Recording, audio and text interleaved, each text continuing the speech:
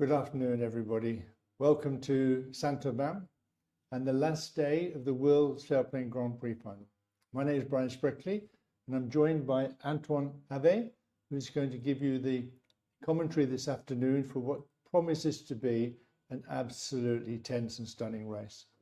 We're looking forward to it, aren't we, Antoine? Exactly. Good afternoon, everyone. I'm really pleased to be here today for the final race in Saint-Auban. We've never had such a tight ranking, overall ranking for the final race, so it's going to be really an amazing race that we're expecting this afternoon. Yeah. So let's first of all recap on yesterday. We're going to show you the highlights of yesterday, and then we'll run through the results and the overall standings for you.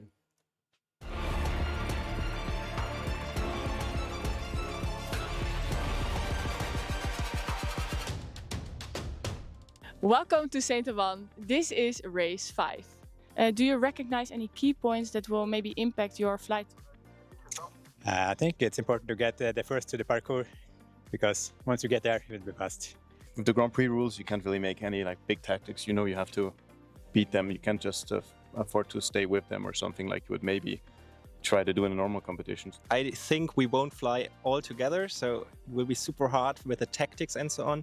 And then later on, we will all try to fly on the ridge and have a nice, fast race.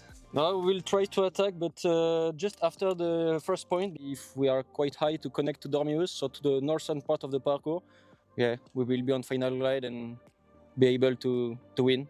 We had a fantastic race today, with a great start, everybody making a good clean start to the north towards the first turning point. We had an immediate split. 5 of the competitors went immediately to the east side of the Durance Valley, and the rest 15 went to the west side, climbing on the north side of the Jabron Valley. The western group flew quite well together and stayed together all the way to the first turning point. Having turned, they went towards the next turning point at La Motte, and they ran fast along the Crête de Sel. The guys who went to the east side, the 5 guys with Adrian and his friends, with Alberto, they were much later into the first turning point. The run to the second turning point was a very fast group of the top-seeded pilots, led by Mario, but during that run, he was overtaken by Peter Milliner. Peter went into the turning point at La Motte, and he didn't climb again. He went straight on with beautiful technique flying all the way to the Mondenier. The group behind him decided to climb at Bigue. They climbed higher and passed Peter as he came out of the turning point at the Pont Aiguille. After having turned Egin, all the pilots headed to the Coupe Long Crest, taking advantage of the strong ridge lift. Then 2 different options emerged. Most of the pilots flying straight towards Ubach, while Eric Borgmann and Stefan Göttler flew all along over the parcours, making a big detour through Caduc and Tête de l'Extrot. While the leaders, Peter, Stefan, Christophe, were getting quite low in Seine Valley, having difficulty to climb, Eric and Stefan managed to stay high along the parcours, and they turned the 4th turn point, Morgon, first. Mario, Maximilian, Kevin and Christophe finally recovered, but they were already a few kilometers behind. Flying back over Dormius towards the last turn point, Ben, the lead of the race has completely changed. All the pilots benefited a lot from the parkour ridge lift all along to Trois-Évêchés to gain the missing height for final glide. Eric Borgmann was clearly ahead alone, and the following pack gliders were all very close together. Stefan, Mario and Kevin fought hard for the second place, Kevin crossing finally the finish line only 2 seconds before Mario and Stefan, both third of the 5th race today. Christophe and Maximilian arrived just behind, respectively 5th and 6th of this race.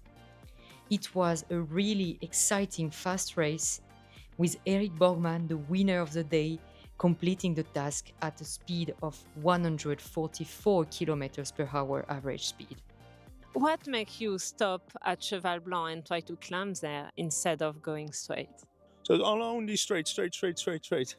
And it climbs very well on the parcours. So it was nice to catch up because I was far behind, and yeah, to do something different was the only way to get in front again.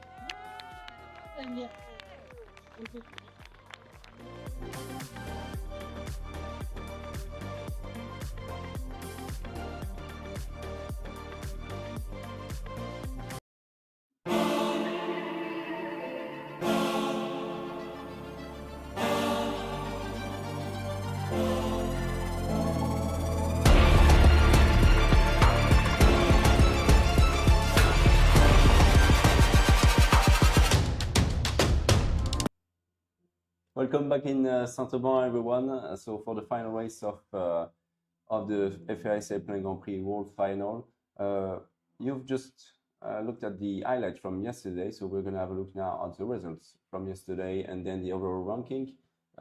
Eric Borman from the Netherlands won with a scoring speed of 144 kilometers per hour in just 2 hours and 4 minutes approximately. Kevin Four and Mario Kissing, as well as Stefan Guttler, were really close together on the finish line. It was a front three finish, and it was really amazing to watch, actually. Kevin placed second, 2 seconds ahead of Mario and Stefan. So they got a tie, actually, with 7 points together, Mario and Stefan. Then Christophe Abadi has got on 5th place with 5 points. Maximilian Seyss has done a very good flight as well, 4 points. Peter Mena, who was the leader yesterday, has got 3 points. Conrad Arter, 2 points. And Alberto Cironi has got a point, making it 10 points in total for him. So that's really good.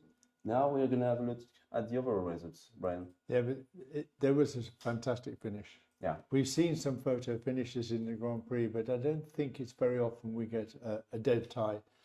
Because it's impossible to measure between them. They crossed exactly the same moment. So the overall results, it's a bit of a change round, but quite tight at the top today, Antoine. The lead before was with Peter Milliner, and now he's dropped down a little bit, but it's so tight at the top. There are only, 4 points, 5 points in the top few places. And let me look at my overalls here. And we can see that today, on day 6, the final day of the Sailplane Grand Prix race, there's a bonus point for the winner. So the winner today will get 11 points, not 10. That means that of the first 4 places, any of those pilots would win the competition if they win the day. So if they win the day, they're going to end up at the top of this competition. And it's going to, that has never been the case before. So we're going to see some pretty tense racing, I think. Exactly. I mean, you must win to make sure that you're going to be the world champion at the end of the day. So we're going to see incredible flying.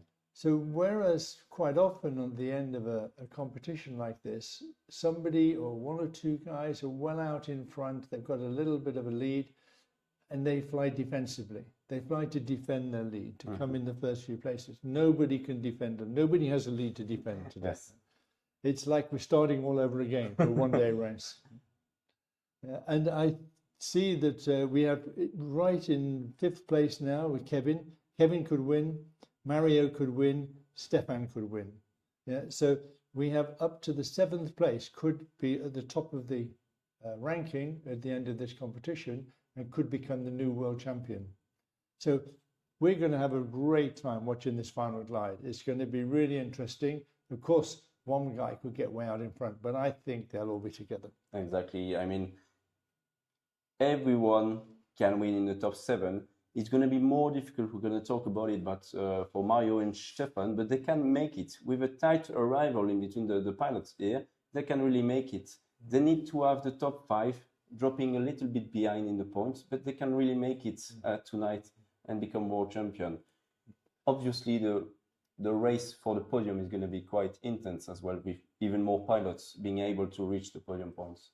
It'll come down to tension, managing the stress, managing the tension, and making just the right decision at the right time. So that's enough about yesterday for the moment and the overall. We should start to think about today's race. So we'll have a look at the race for today, and we'll walk you around the race, and you'll see where we have to go and talk a little bit about the weather and what's going to happen there. And we have 360 kilometers. No, sorry, 300. 291. Sorry, 291. Yeah, we changed it, so it's 291 kilometers today.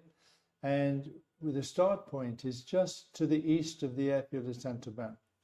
And for the first time in this competition, we're going to have the first part of the race in the flatland area, over the plateau.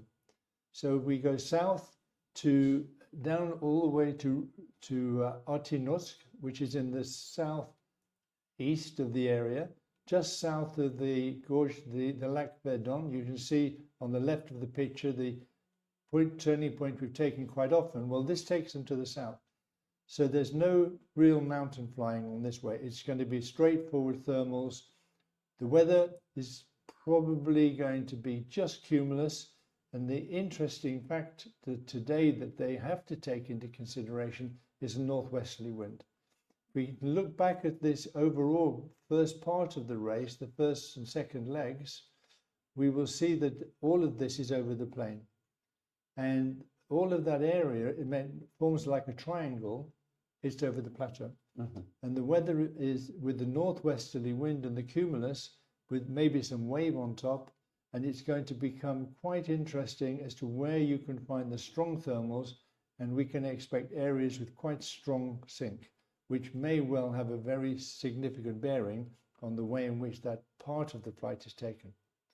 From there, we come back up into the mountains, Antoine. Exactly. So after Manos, which is north of Vinon area, they will go back towards the mountainous areas, but the plateau is a little bit higher when you're going towards the mountains, so they will need to be careful and climb step by step to reach La Javie, the turnpoint tree. Several options here, and it's going to be very interesting for us to explain you during the flight and during the race what are going to be the options for the pilots with the wind that we have today and with the cumulus available to the pilots. Mm-hmm. Then we're going towards Colperty, which is west of Chabre Mountain on the other side of the Durance Valley. The pilots are used to this turn point. They've turned it already 1 or 2 times during the competition, so they know the area quite well now, and they will be able to cross quite easily, I believe, the Durance Valley towards Colperty. Then another point that they've turned quite a lot, probably 3 or 4 times, is the Col de Cabre, Brian. Yeah, and from the Col de Cabre, it should be a final glide. Yes. It'll be difficult to get a good altitude on that part of the flight. Going north from the area of the Jabron up to the turning point 5 is going to be interesting because the ridges don't work in this wind direction so well, and there'll be little hotspots where the competitors and the pilots must gain altitude. And they need to gain that altitude so they're not low when they come into the Col de Cabre. Of course, once they've turned, they're going downwind. So maybe turning low will be some pilot strategy to gain the benefit of the wind coming back, but it's a high-risk strategy. Mm-hmm. If you could be high going in, especially if there's a little bit of wave, it could make quite a big difference. A good altitude at the Col de Cabre, and they're home, and they're coming back. It's not too difficult to see a final glide starting round about that turning point. We expect the race to start at 2 o'clock at local time. That's 1400 local time. Most of the competitors are climbing up to a good altitude now. They'll be testing the air. Exactly. They'll be looking around, seeing what's going on, getting a feel for it. The wave influence here, it could be quite significant, I think. Yeah. Just a bit like yesterday, but yesterday it was more difficult on the Vomas area because the wind was coming from the west, but strongly from the west, and the Lure mountain was affecting a lot the Vomas mountain. Today it's coming from the northwest, and the ridges there are working much better, and you can see quite good cumulus clouds outside. So it's much better for the pilots today to wait in this area. And for the wave lift, is a lift that's caused by the air flowing over the mountains. and it flows over the mountains and it bounces and it continues to bounce, just like you see the water rippling over a stone in the river. And the effect of this is quite significant on the thermals. Where the air is going down is suppressing the thermals and making it difficult and giving quite a lot of sinking air. And where the air is going up, it enhances the thermals and makes them much stronger. And the trick is to get into those enhanced areas and avoid flying through the down areas. But of course, on that second leg, when we're going to the north, it's quite tricky to do that because you're going crosswind. And that crosswind leg, if you can find a good route with a little bit of wave help, it could be very fast. If you don't find that, it could be very slow. Exactly. Yeah. And that'll be very interesting for us to see who manages to deal with that problem in the most efficient way. So sorry? On the screen, we have the view from Saint-Auban. We've had a view from Beaumaz a few seconds ago, and now it's towards, so it was towards northeast, and now it's towards the southeast. So you can see the view of the May and of the plateau here. And you can see already quite a few cumulus clouds on the plateau for the start of the race and for the first leg. As Brian says, there's going to be some influence from the wave systems and from the wind. So I'm looking forward to see what's going to happen on the plateau as well on this first leg, because maybe there's going to be a lot of sink in between the thermals, so that may affect as well the first glide, because the pilots are going to start at 1800 meters maximum start altitude today, and max speed is 190 kilometers per hour. So they're going to have some tailwinds for the start, so they should watch out for potential penalties as well. You have to fly quite slowly because the wind at that altitude is nearly 20 kilometers an hour. Exactly. So the maximum indicated speed in glide is 170, and it can be difficult to get the altitude just right for the start. But we'll talk more about that when we see the start. Do we have a look at what the pilots before they started, the grid walk, or is it not with us yet? We have a grid walk, so we're going to have a look at what the pilots said before the start. I think we'll have a look at a few questions to Peter, Christophe, Perrine, and Eric and Maximilian, and maybe Kevin Faure as well on the grid walk a few minutes ago.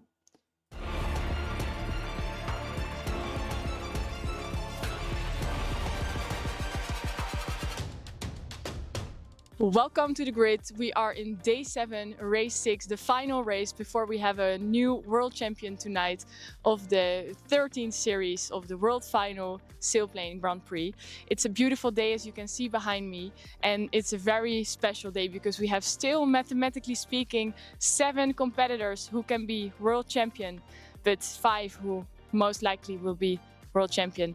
So today we are not going to the first of the grid, but we're going past all the 5 competitors to see how they feel for this special race. Maybe they don't want to talk to me because they are a little bit anxious or nervous, but let's see. First one is Christophe Abadi with 25 points and much day wins. He's high in the ranking. Hello, Christophe. Can we ask you a question? Very quickly. Yeah. How do you feel? Today? Yeah. Good, there is cumulus, so it will be a nice flight. Are you stressed or just... Oh yes, I was a little stressed, but good stress, I hope. What's your strategy for today? Today I'm gonna start late and no. No, do my best and we'll see tonight. Okay, because you are very high in the ranking. Do you think you will do anything different today than you have done the days before? No, I think you have to do your best each time and see what it is at the end. Thank you very much. Good luck today. We will follow him.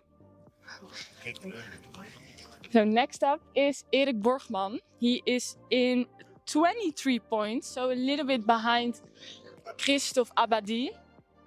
Just taking a sit in the glider. Hello, hello. Hello. Can we ask you a quick question? Hello. How are you feeling? Nice, excited. Do you have any strategy for today? Yeah, to finish first. And how do you plan to do that? Well, I don't know yet. I have to look in the air how it goes and hope to stay high, and don't make any mistakes to getting low somewhere. Do you have identified any key points in this task? I think the first key point is in the south, Pamplona. It's with this wind is interesting, and then the last northerly turn point to Col de Cabra from Col de Perty is also interesting. Yeah. You seem very relaxed to me. Okay. You're just ready to start this. I'm ready to start. Yeah, absolutely right. Yeah. Good luck today. Thank you.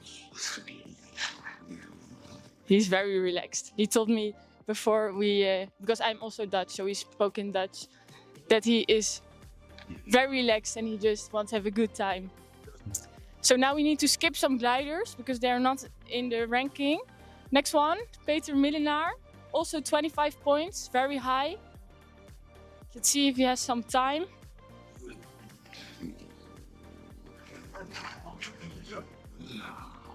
Now, your turn. Peter, sorry. Yeah, 1 second, 1 second. just 1 second, we are live. Live. Yeah, we're live. How are you feeling? It's okay, not too nervous, but it's an important flight today. It's not going to be easy at all. I know that. What's your strategy? Not to get too low. Okay. Because I think when you get low with this wind, it's going to be very, very tricky. Very bumpy. And you're very high in the ranking, like Christophe Abadi. Are you planning to do something different than you would do other days? Not too much. I don't have a strategy for today, but I think making sure that I'm not the lowest is going to be the key today. You cannot attack from below, I'm afraid. So I will see. We'll have to see how it plays out in the air. But yeah, it's going to be very, very difficult, I think. Are you going to follow someone more closely than others? Not per se. No, we'll see which group I end up in. But yeah, of course, I have to take care of Christophe and Max and Erik. So it's going to be very difficult. Good luck today. Thank you so much. Thank you. So that was Peter Millenaar in the mic. And now we have to go to Max Seijs.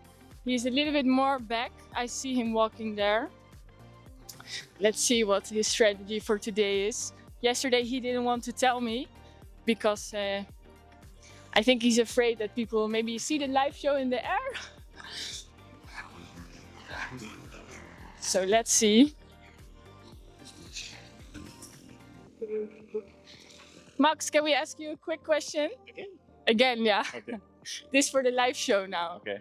How are you feeling? I'm pretty good, yeah. What's your strategy today? The same as Christophe, the same as Peter, the same as most people trying to win today. There's a few of us, so we know that there's 4 of us basically, as you probably know, that if one of those 4 wins, he wins. So I'll try to win the day. And but I think it's quite a tricky task. The first part being in a bit like in a flat lands, and then probably on the ridges. I don't have like any special strategy. I think the key point is to be in a good group ahead when we get to the part on the ridges, and from then on it's probably gonna be a game of pushing and flying on the ridges. So I have no like proper strategy. I'll try to seize an opportunity if I get one, and Are you planning to follow someone more closely, keep an eye on them? No, because with the Grand Prix, you can't really afford to just focus on one person, especially with the overall ranking like we have at the moment, which is very tight. You can't afford to just bet on one person. You just have to try to, do the best options, do the best flight you can, and it's too risky to just have one fixed strategy or stick with one person in particular. It can work, but it probably won't. But, well, we wish you all the luck today. Thank you. So Max Seijs, 3 Victor, follow him also. And now we need to go to the last one, Lima Bravo. And I see him standing there. We have a special gift for him actually, to make sure he flies well. Kevin!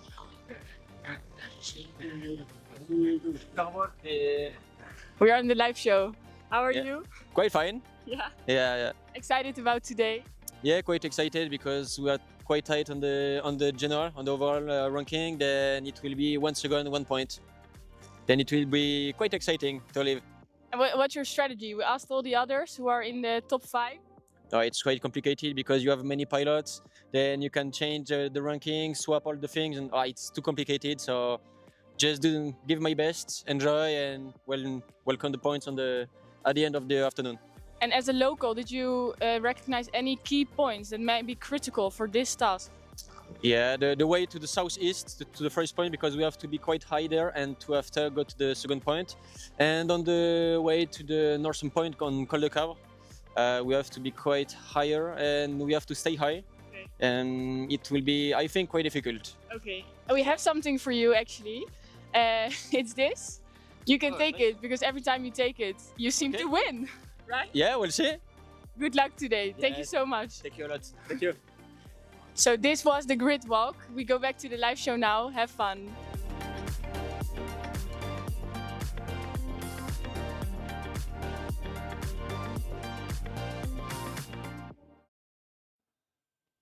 Well, it's difficult to see how we could be as excited as they are. It was an amazing grid walk, honestly. Like they were really, really excited. It's not often that you can get into a situation like this where 5 pilots all know if they can win the day, they can win the World Championship. It's really, really good for them.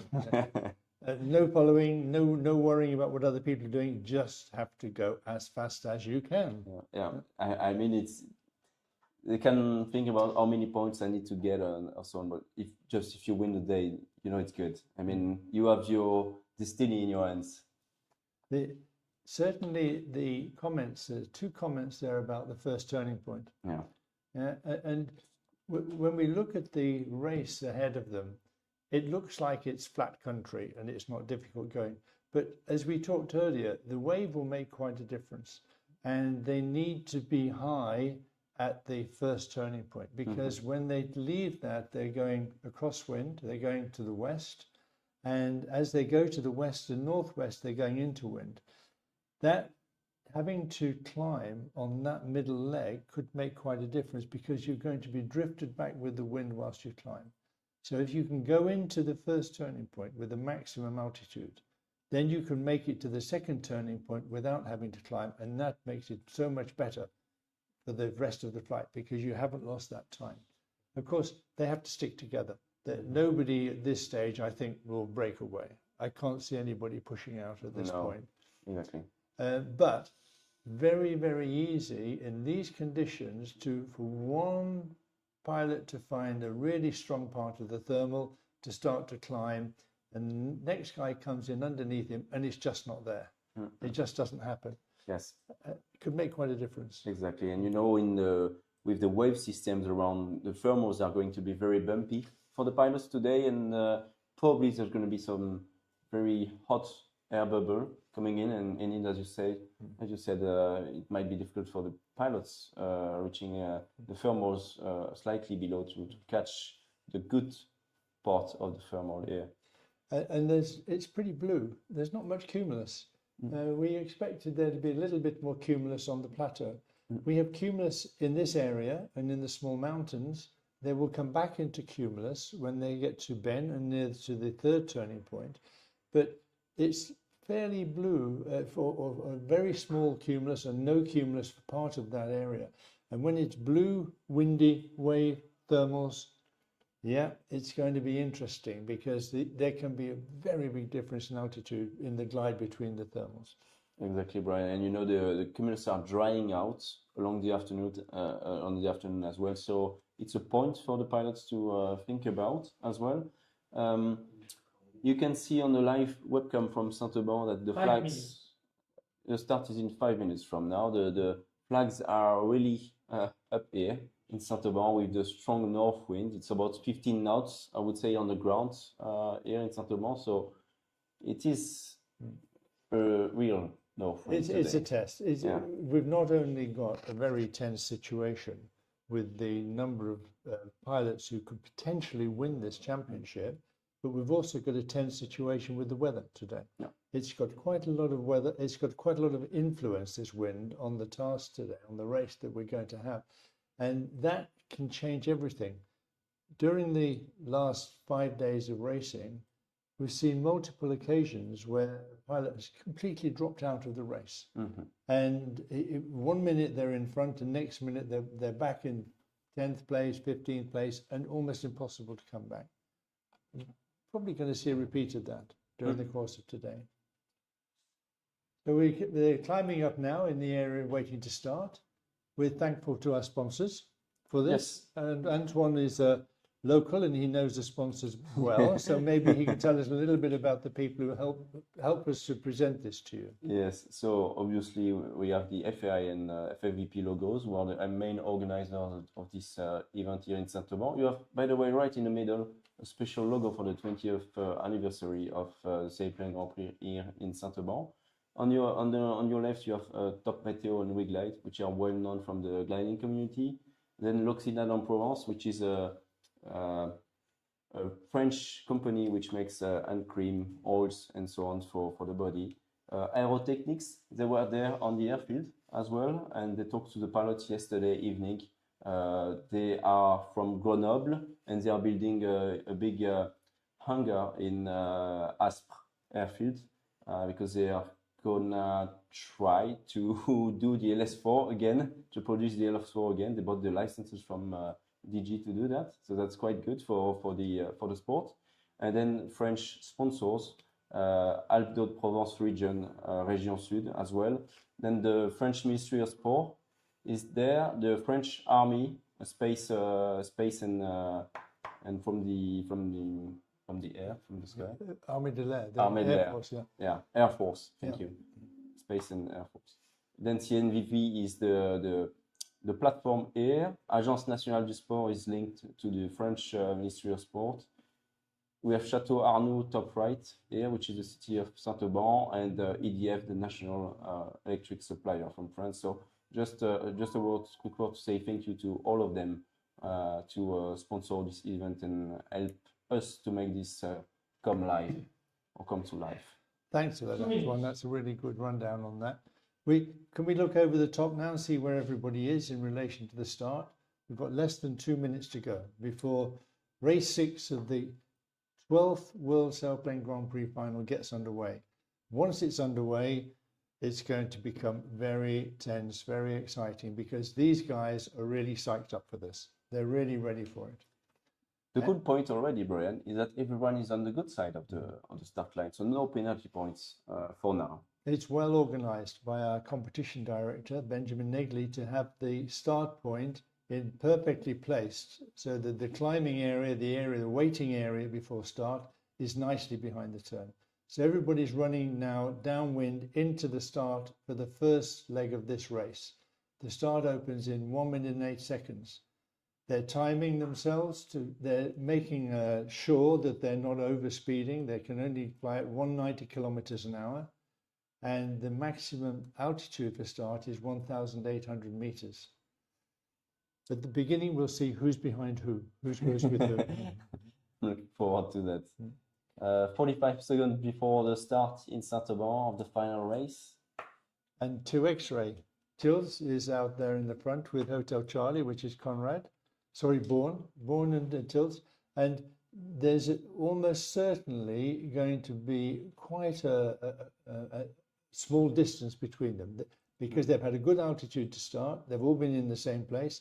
So we expect everybody to start within maybe 10, 15 seconds of each other. Exactly. So max start altitude is 1,800 meters, max speed 190 kph ground speed. 10, 9, 8, 7, 6, 5, 4, 3, 2, 1. The race is on. It's on, and the speed that's calculated from this time for everybody. So the guys who are starting a little bit late, they all get the same start time. Nobody gets an advantage at the start. But of course, if you're at the back of the group starting, then you can see ahead, and it gives you some information about what the air mass is doing. Out of our leading pilots, none of them are really out in front at this point. There's Sierra Fox out on the left. That's Stefan Langer, who's going off, who's always finding his own route, followed closely by Delta Charlie. which is David. David's another German pilot who's flown very well in this competition. And we have, where's Peter? Peter is in there. He's in the major starting group, along with Max. Max is in the middle with Alberto. And Quintas, they're all together. There's a bad start maybe from Peter Millenard, Mike, just starting now at the back of the field, 1,665 meters. So that's much lower. Same for Eric Borgman, who is in not the best situation, I would say, at the start. That's a surprise. We didn't see that coming. No. I can't imagine. Maybe Eric just got a little bit too far away. And it can't possibly be a deliberate tactic to be starting behind, yes, but not starting lower. Exactly. He's going to be a little bit concerned about that because it puts him on his back foot right from the beginning of the race. First thermal is right over the antenna here, right outside Saint-Auban airfield, and before they set off on the plateau. Some people are going, some people are staying. And you can see very small cumulus, not an easy sky to read. Hotel Charlie is leading. Kevin Ford is in a pretty good situation with Max Sace, 100 meters lower. Adrien Henry on Fox Mike is lower as well. So, yeah, Hotel Charlie is good. And Stefan well out to the left. Max, I'm sure, and Kevin are going to really push it out in front. Max will have will know that if he can get out in front, he commands the race. He's in charge of the race, and they've got to catch him. Of course, once you're out in front, there's this awful problem of one small decision, and you're overtaken quite quickly. Stanislaw is with him. Stanislaw's been flying really well in this competition. He's been doing extremely well. And in the overall, Stanislaw's done quite well. He's got 13 points. First World Grand Prix final. It's pretty good performance. And we can expect Stanislaw to actually pull out the stops on this race. He'll want to prove something, and it's his sort of flying. His flatlands flying, he knows it well. He won't be fazed by this. He's in his flight right now. I was on the grid a few minutes ago, and he has had a technical issue to face. So he was working with his crew, and they finished just 3 minutes before takeoff. So it was quite tense for him before the start. But honestly, he seemed to be quite relaxed himself while the crew was working around him. So it was good, and he's in a good position now, slightly above the pack and slightly behind the leaders. So it's good. But you don't get nervous when your sport before gliding was ski jumping. Exactly. If you're used to going down that ski slope and leaping off the end, I can't imagine anything that would give me make me more tense than that. I would not do it. Not for you. Yeah, and we have Adrian here, Adrian and Stefan together, and they're all going to be looking for that first climb. They're all looking for the first climb. The potential is 2,200, 2,300 maybe of meters above sea level. The plateau here is mostly about 500 meters above sea level. So once they're down to below about 1,100 meters, then it starts to get very tricky. So I would have thought the operating band between 1,500 and 2,100. Something like this is what they will try to achieve. Yeah, so they are going towards Artignosk Aero on the first turn point, and they will fly very close to Puimoisson airfield as well there. So it can be a good point to stop in the area.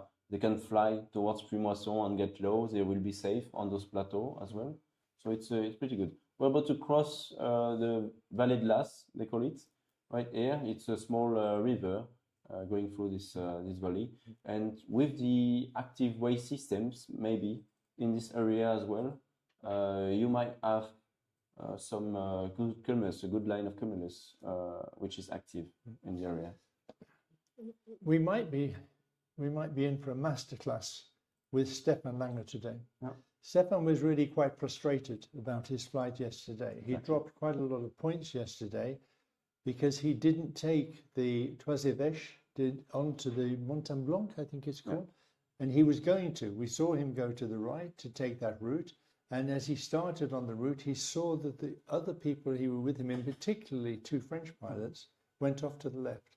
And Stefan thought, maybe they're locals, they know something, maybe they think it's a shorter route, and he went with them, whereas Eric took Stefan's route, carried on to the east, and actually climbed really, really well. Exactly. And Stefan felt very frustrated by this, by being influenced by other people's decision. Mm-hmm. So today he's got a lot to do. If he's going to win this competition, he's got to win the day. Exactly. Yeah. And so we might see a masterclass. We might see Stefan saying, I don't care what anybody else does. I'm in this to win, and I'm going to do it on my own way. Yeah, and you know, Stefan, as you said, he was frustrated yesterday, really, because he had the good option in his end. He took the right decision. He was clearly influenced by the other pilots not taking the same route. He was a bit afraid of being alone, probably at this stage in the race. So it was a difficult choice as well to come back towards the other pilots.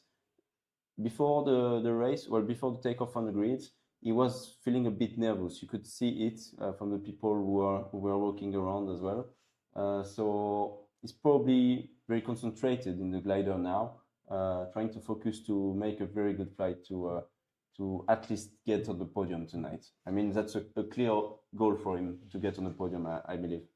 And as we expected on this first leg down to the southernmost turning point, there's going to be quite a lot of independent thermaling. People taking a turn here and a turn there, looking for the best call, looking for the best lift. Max has already dropped below just 100 meters off the left, but he's got a plan. It looks like he's heading for the edge of the escarpment with a northwest wind, and maybe that will produce a much stronger and a more organized thermal for him to climb in. And there he goes, he's taking a thermal now. And you know, Max Says is flying, of course, in Saint-Auban with the French team, but he is quite a local because he flies in Vinon for a lot of years now. So he is really used of taking off from Vinon and taking those plateaus to try to reach the ridges to get off Vinon. So he knows the area quite well. Because Vinon is in this turning point region. Exactly. It's to the south. And when you fly out of Vinon, then you have to fly across the plateau before you get to the mountains. And then you have to return this way. Of course, that's normally easy. So Max will be very familiar with this route and climbing on this particular plateau here. It's the Plateau de Valençon we're coming on to now. Yes, with the lavender. Yeah, there are a lot of lavender on the Plateau de Valençon. Thank you for the video with one of the sponsors, actually, Aldo Provence, with Irrésistible, written on the air balloon air. It's really, really, really beautiful, the Plateau de Valençon, when the lavender's in bloom. Yeah. The whole of the countryside is a very beautiful purple color, and you can smell it in the air when you drive through it. It's a remarkable place. Exactly. And still producing lavender after hundreds of years of producing lavender in this area. I've been there a couple of times in the spring, and I've always been surprised at how nice it is. Now we have they're spreading out a little bit. That's good for us. We can see people doing different things, but actually they're all doing the same thing. They're all looking for a good thermal to get back up. Exactly. Can we see Puy-Masson underneath there? Is that the airfield at Puy-Masson? No, it's just further away. It's just further. Not far. Looks like an airfield, but it's probably just a big field with farm buildings. Well, as well, next to the Valençol plateau, and even on the plateau on some points, you have a few ultralight aircraft airfields, private airfields, so you can land out there as well. There's one very close to Squa Lake. There are huge antennas for radios there, and next to those antennas, there is a very nice airfield, private airfield. So Max's thermals come on good. Max's thermals okay, and we can look at his rate of climb, whereas the thermal with Stefan and Tils is not so good. We have a big option taken by Peter Ménillard, taking a very big detour now, going towards the Serre de Mandonnier. So he's on the low ridges next to Serre de Mandonnier, and there can be pretty good thermals here today, but that's a long way to go there. I think if you talk about long shots, this is a very long shot. It's quite a long way off track. It's got to be really good to make it work. And he's on his own now. He's taken this decision that he's got a different plan to everybody else. Sometimes it works. Sometimes it works. But you know the old phrase about there being safety in numbers. Two groups like this flying together more likely to find the strongest thermals. Sorry? Yes, great. Go ahead. No, the Mondenia is well to the east of the track, but it could be useful. You could fly all the way down the edge of Mondenia, but it takes him further and further and further away from the turning point. So in this area, you usually have very good thermals here, but it needs to be much, much better than what you can get in the flatlands, obviously. Between the start line and the first turn point, you only have 47 kilometers. So that's quite short to make this type of detour like this. So it's a big risk taken by Peter Milena here. And it will only work if the other guys get into trouble. If the other guys can't find, these two groups which we see with Stefan Lange leading one and Max leading the other one, if these two groups don't find good climbs, then the strategy of going to the hills will work. To the south of the Lake Verdun, we see some more hills. Will they work? Is it a good area? It's not. Yes. The problem is south of Squa, you cannot really go there because there is a forbidden airspace because there is training facilities for the military. Yeah. So south of Squa, it's difficult to cross towards the turnpoint one. So if by the time he's at the southern end of Mondenia, he doesn't have a really good altitude, this could have cost him quite a lot. Exactly. Which is a shame because Peter's been flying so remarkably well during this competition. And now we come to an area without mountains and flatlands, and he comes from Holland, and it's the part where maybe he's not doing so well. Well, we shall see. Mike Alpha, Arne is coming along there. Arne's been flying extremely well considering his experience in competition and his never flown in a Grand Prix final before. Arne is our virtual specialist. Exactly. Yeah. So a really, really good virtual pilot, but indeed he does not have a lot of experience in real life in competitions. He's been able to qualify for the SGP of Norway, and he's flying his first final in the Alps. It's not easy. He's had a few flights already in the Alps, but still you don't have the experience of Eric Borkman, Christophe or Max. So it's difficult to perform at such a high level without this baggage of experience. And Max has joined India, which is Mario. Mario, again, he's got a lot to do today. He's 17 points overall. Yeah, he's going to have to be a day winner, I think, if he's going to win this competition. If he won the day, he could win the competition, but only if a couple of those guys at the top don't get any points. So he's reliant upon winning and somebody else not winning. Whereas Max is only reliant upon winning. If he wins, he can win the competition. And the same with Eric. If he wins the competition. Christophe Abadé in Tulima and Peter Milner in Mike. Are we going to be able to see by the first turning point if Peter's strategy is a good one? If he falls behind, it's really difficult to catch up on this sort of condition. He's already no higher than the people thermaling. All of the competitors thermaling on the plateau are now at 1900 meters, the top ones, and he's not really come up on Mondenia. Mario, 1900 meters, really good altitude. He's at the best climb out of all of them. You could see it a few minutes ago. You could see that he was climbing really well and starting to be above all of them. I see that in front we have Stefan Langer and Kilo Whiskey amongst the leaders here, climbing at around 1400 to 1600 meters. Didier's there with them. Yeah. And Didier. Oh, it's Adrien Henry. And Adrien. Yeah. Sorry, yeah. Fox Mike. Yeah. Yeah, the Didier is Kilo Whiskey. Oh yeah, sorry, he's on the right. I Yeah, didn't see him. he's just climbing there on the right-hand side. It's very frustrating on these sort of conditions because you can't be certain to catch the best part of the thermal. The best part of the thermal might not be very deep, might only be 100, 150 meters deep. Of course, the really top pilots, and all of these guys are top pilots, when they come into the thermal, they can feel it. They can feel when they turn into the thermal if it's the right place. And if it's the right place and it feels good, they'll tighten right up and they'll center in this and they'll climb well. If it's not the right place, they have to go on. They have no choice. And you could be just 100 meters below somebody else, come underneath them, pull up, turn. It's not the right place. You can feel the air isn't good and you have to go on. And that's why we're seeing this spreading out. One man's really strong bubble, somebody underneath, it's his misfortune and he has to move along. Very interesting, because in the leading pack, we don't have the leaders. We don't have the top 5 actually right here. They are all lower and behind. Peter Milena, the leader of the event, is in a very difficult situation so far. Eric Borman is 1300 meters in a difficult situation as well.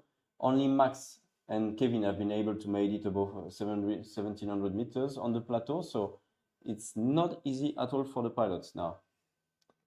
And Kevin's just dropped back a little bit there as well. But I suppose that we should have expected those pilots who really have to win and to push out and push hard. And those guys who are at the top, not to take risk early in the flight. Why take the risk early in the flight? You've got to win the day, but they know that mistakes are made early on and it's difficult to pull it back at this level of competition. So yeah, I'll push on, but I'll choose my moment. I'll choose my time to push on. Yeah, and you know, Max says, he said something interesting during the grid walk. He said, you know, the first turnpoints are going to be difficult, tricky in the flatlands, and I would like to be in the good group and in good position to reach the mountains towards La Javie. So tricky. Conrad's got a good altitude here. He's got a pretty good climb, Charlie Tango. And he's with Kevin, 2,000 meters, but India's more or less the same height and running on ahead. Mario and Stefan are both absolutely fantastic pilots.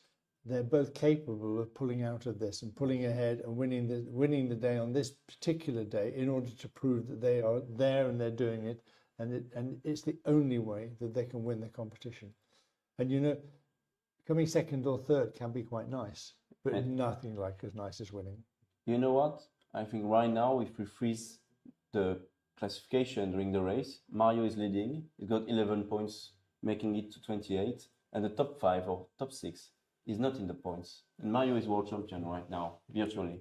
So that's something very interesting now. Well, let's wait and see. Yeah, obviously. But in the present moment, he's in a very good situation. So that's unexpected. I mean, to have the top 5.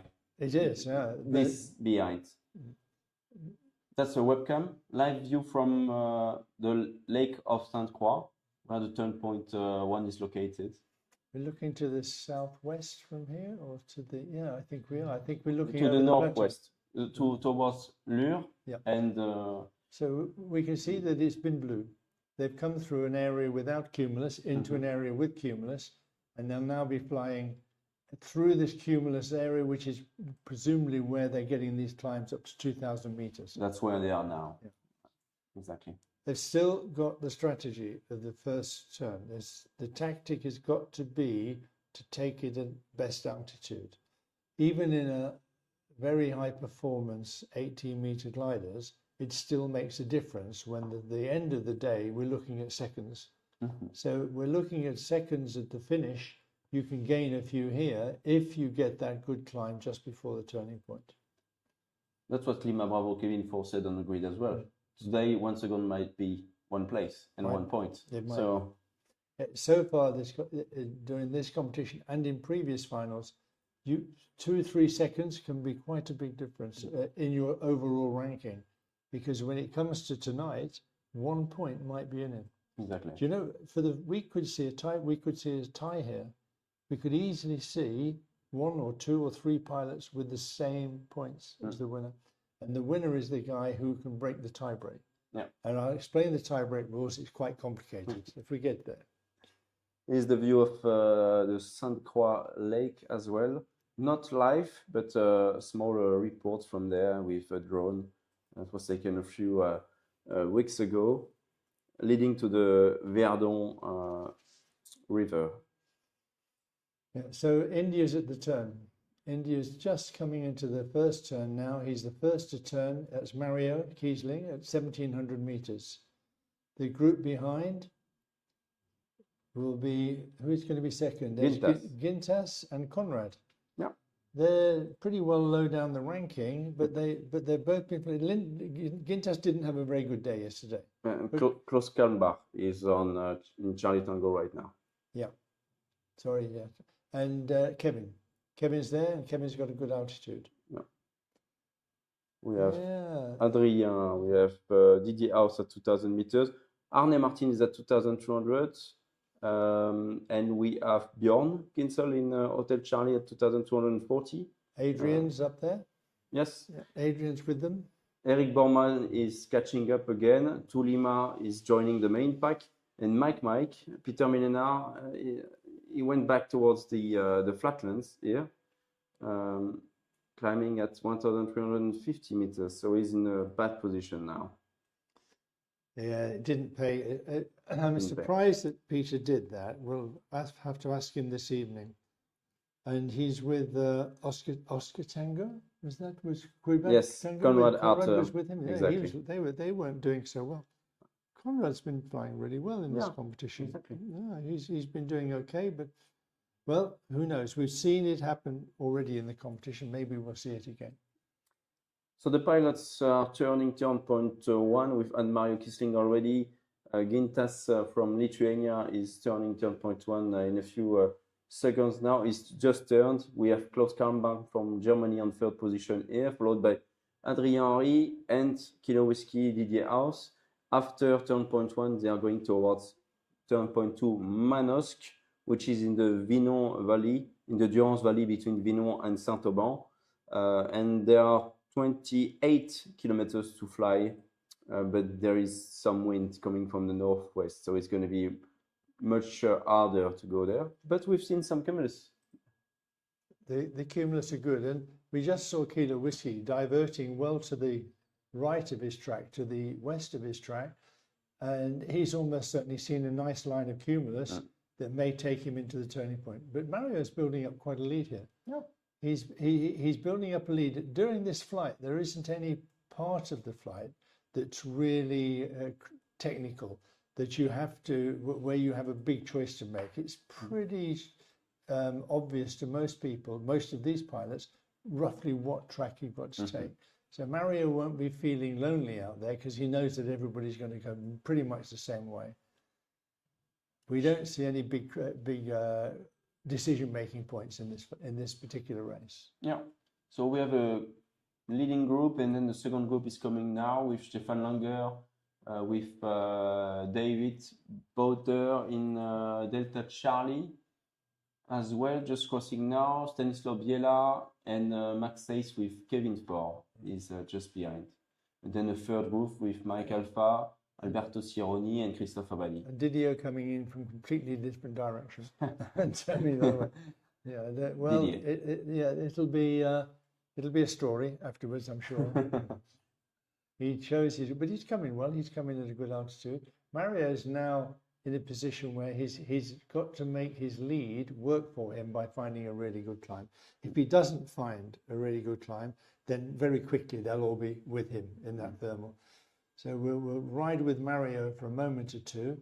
It's getting critical. The ground is 500 meters in this area, 550 meters. He is coming down to 700 meters of the ground. It's not that much. Yeah, he's going to have to start thinking seriously about. I'm sure that he's got some nice cumulus to go for. Exactly. And he won't stop unless it's good. No, that's the way towards the wind, so we can expect a nice cumulus street. Yeah, nice short street. Yes, he's flying more to the right of his track, more to the north. So he's probably following a line of energy, which you can see. We can see he gained a little altitude along there. And if Mario's in a position where he really cannot afford to take anything other than the best lift. And the danger there is he gets a bit low looking for it. So let's hope that Mario finds it here. Everybody else will be with him in a moment or two. If his lift is good, he'll be higher. He'll be on the top again. If his lift is not so good, they'll all be with him. You know, we're talking about layers and bandwidth that you want to fly into. And I think Mario is in the good bandwidth, but he will need to take something in the next few minutes now, because otherwise you're starting to get in the lower layer and it's not as good as above, especially with this wind and bumpy conditions here. And the plateau is mostly about 500 meters. Then it drops down into the valley, which is about 280, 290 meters, then comes up again on the other side. And he has to cross the other plateau, which is north of the plateau of Valençon, before he comes into the Manos Valley. Okay. And that's quite a variation in ground level, and but it's still pretty flat. There's no hill in there, there's no ridge in there that's going to help him out. This is the awful part of our sailplane racing, when the guys behind you pull up a really good climb and you just missed it. Exactly. A lot will happen going towards turnpoint 3 in La Javie, towards the mountains. So quite looking forward for that. Yeah, and Gintas is sticking with Mario. He's going to be with him, and that'll be helpful to Mario, because when he does climb, if he hasn't quite found the core of the thermal, and Gintas comes in underneath and finds it, then that's going to be quite useful. So there seems to be some thermals activity around. Everyone is trying to take his own lift here, even slightly behind with the other group. They are trying to take something. Mario is climbing at about 2 meters per second, slightly less for now for Gintas Zubé. Yeah, Mario's got a good climb. Whether or not it's good enough remains to be seen, but it's a good climb for the moment. And nobody else. Is Stefan stopping to climb? No, I think they're running on. They're running along the same sort of cloud street. Pulling, pushing, pulling, pushing. So Mario needs to be 100 meters or so above everybody to have made it work for him. Stefan's found it. He's found his own. We can see Max is about to join him there. Is it that Max? Yeah, Max is about to join him. And Kilo Whiskey's in there as well with Didier. There's quite a good bunch building up here. They've got a good altitude. India's not climbed that well. He's taken a couple of turns, Mario, and looks like he's either looking for more or he's going on. And Max is stopping with Stefan Langer. You could expect that. I mean, Stefan is a good pilot to fly with. He said he wanted to fly with a good gaggle, but unfortunately the leaders are behind. So he needs to fly with other pilots now. This Kilo Whiskey, Didier. Yeah. He's chose to not take this thermal. Victor's got apparently 3 meters a second. That's Max. He's got good, and we can see Stefan's got 3 meters a second. That's a good thermal. We saw that Mario only had 2.5 when he turned, which is why he went on, which is why he rejected it. And Stefan, he's climbing at. I'm in the way here of the image, but 3.8 for me. This is great. And you know, we were talking earlier about where the wave coincides with the thermals. Well, we might see quite big differences in the rates of climb. You might find just 1 or 2 thermals, which is so much better than the others. Coming up through 1900 meters now. Not quite such a strong thermal as it was, but they're climbing well. Back to Mario Kisling in India, flying Adventure 3, 1,300 meters going towards the Vinon. It's the valley going towards Vinon, and then you have the Durance Valley. It's near Gréoux-les-Bains. If you know Gréoux-les-Bains, they have very well-known spa there for the people. Mario is coming down towards the bottom end of the safe operating band, and not safe in a risk area, but in terms of having an opportunity to find the really good thermal, unless he's got something just in front of him, which he's going for, which is really good. He's probably thinking, this is tricky. I might have to take something not quite so strong to avoid getting into a really difficult low level area where the thermals are not so good. Stefan Lang has climbed up to nearly 2,000. He's at 1,900 meters. And I think Kilo Whiskey there was there with him. He went is to it- the right, he went to the right. Didier, and he was trying something else. Yeah, I believe. well, Oh no, I'm wrong. It was no. Adrien Henry who went to the right. But Kinowishi didn't really climb there. Didier No. didn't really climb there, but Max has climbed. I have a feeling that Max and Stefan are going to start operating together. Stefan is really up for it. Max knows that. Yeah. And Max says, well, I'm going to take some risk, but if I stick with Stefan, we Yeah. take risks together, and that will optimize it. We can actually benefit a lot from that. You know, it's like in cycling. Sometimes you end up in the lead with some people, and you need to collaborate to take the lead and escape from the main pack. So that might be an option for Stefan to aim for the podium or second or third place tonight, and for Max to be the world champion. So I think it's in their advantage now to collaborate together against Christophe, Kevin, Peter, and Eric, who are a little bit behind. It's drawing out. All of the competitors are drawing out the field now. We see Didier is down at 1400 meters, whereas Stefan and Max are up at 1800, 1900 meters. That's quite a big difference. Yes. There's quite a big difference in a flight like this because it takes a long time to gain that altitude back, especially when you're already behind them. Mario's still plodding on. He's still looking and waiting and looking and looking, and he's heading into a good spot on the escarpment. Mm-hmm. The wind's blowing across it. Do you think that it's going to enhance the thermals as he comes onto the downwind side of this valley? Exactly. Usually when the wave system are close to Vino, you have in this valley cloud streets, which is giving the waves. So you have some rotors there, and so you can get pretty strong thermals, but it can be very difficult as well to move towards Manosque, because indeed you're going to be on the lee side of the plateau here, and yeah, it's not easy. You need to get back towards Manosque then to find better conditions. From Manosque, there is the valley that runs back up towards Mondenia Yes. and the mountains, and up towards the northeast, and that's got an escarpment. Could you soar that ridge in this wind? Yes, Could you can soar it quite low. So- Usually we don't do it, but you can actually do it and go towards the mountains just to find a good thermal. So you can see in the picture now, the river valley that goes out of Manosque to the north goes to Saint-Auban. It's the Durance Valley.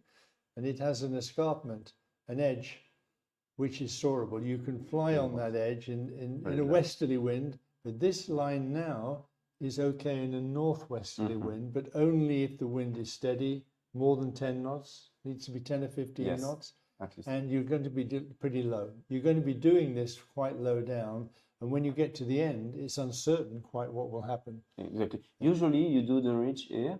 You try to stay slightly above this ridge because it's quite low and not as steep as some other ridges in the area.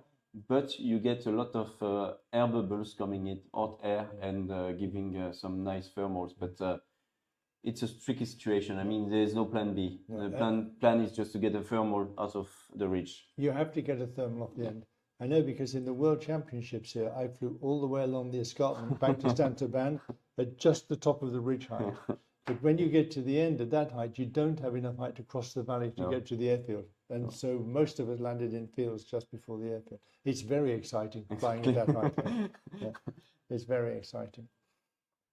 Mario has not got a lot of options. He really does need to find a climb now, because his very few points around here can rescue him. He can go into the turn and back onto the ridge, but that's going to be pretty low. Yes. He's going to be 600-700 meters. Yes, Something he like needs that. to find something before joining Manosque turnpoint.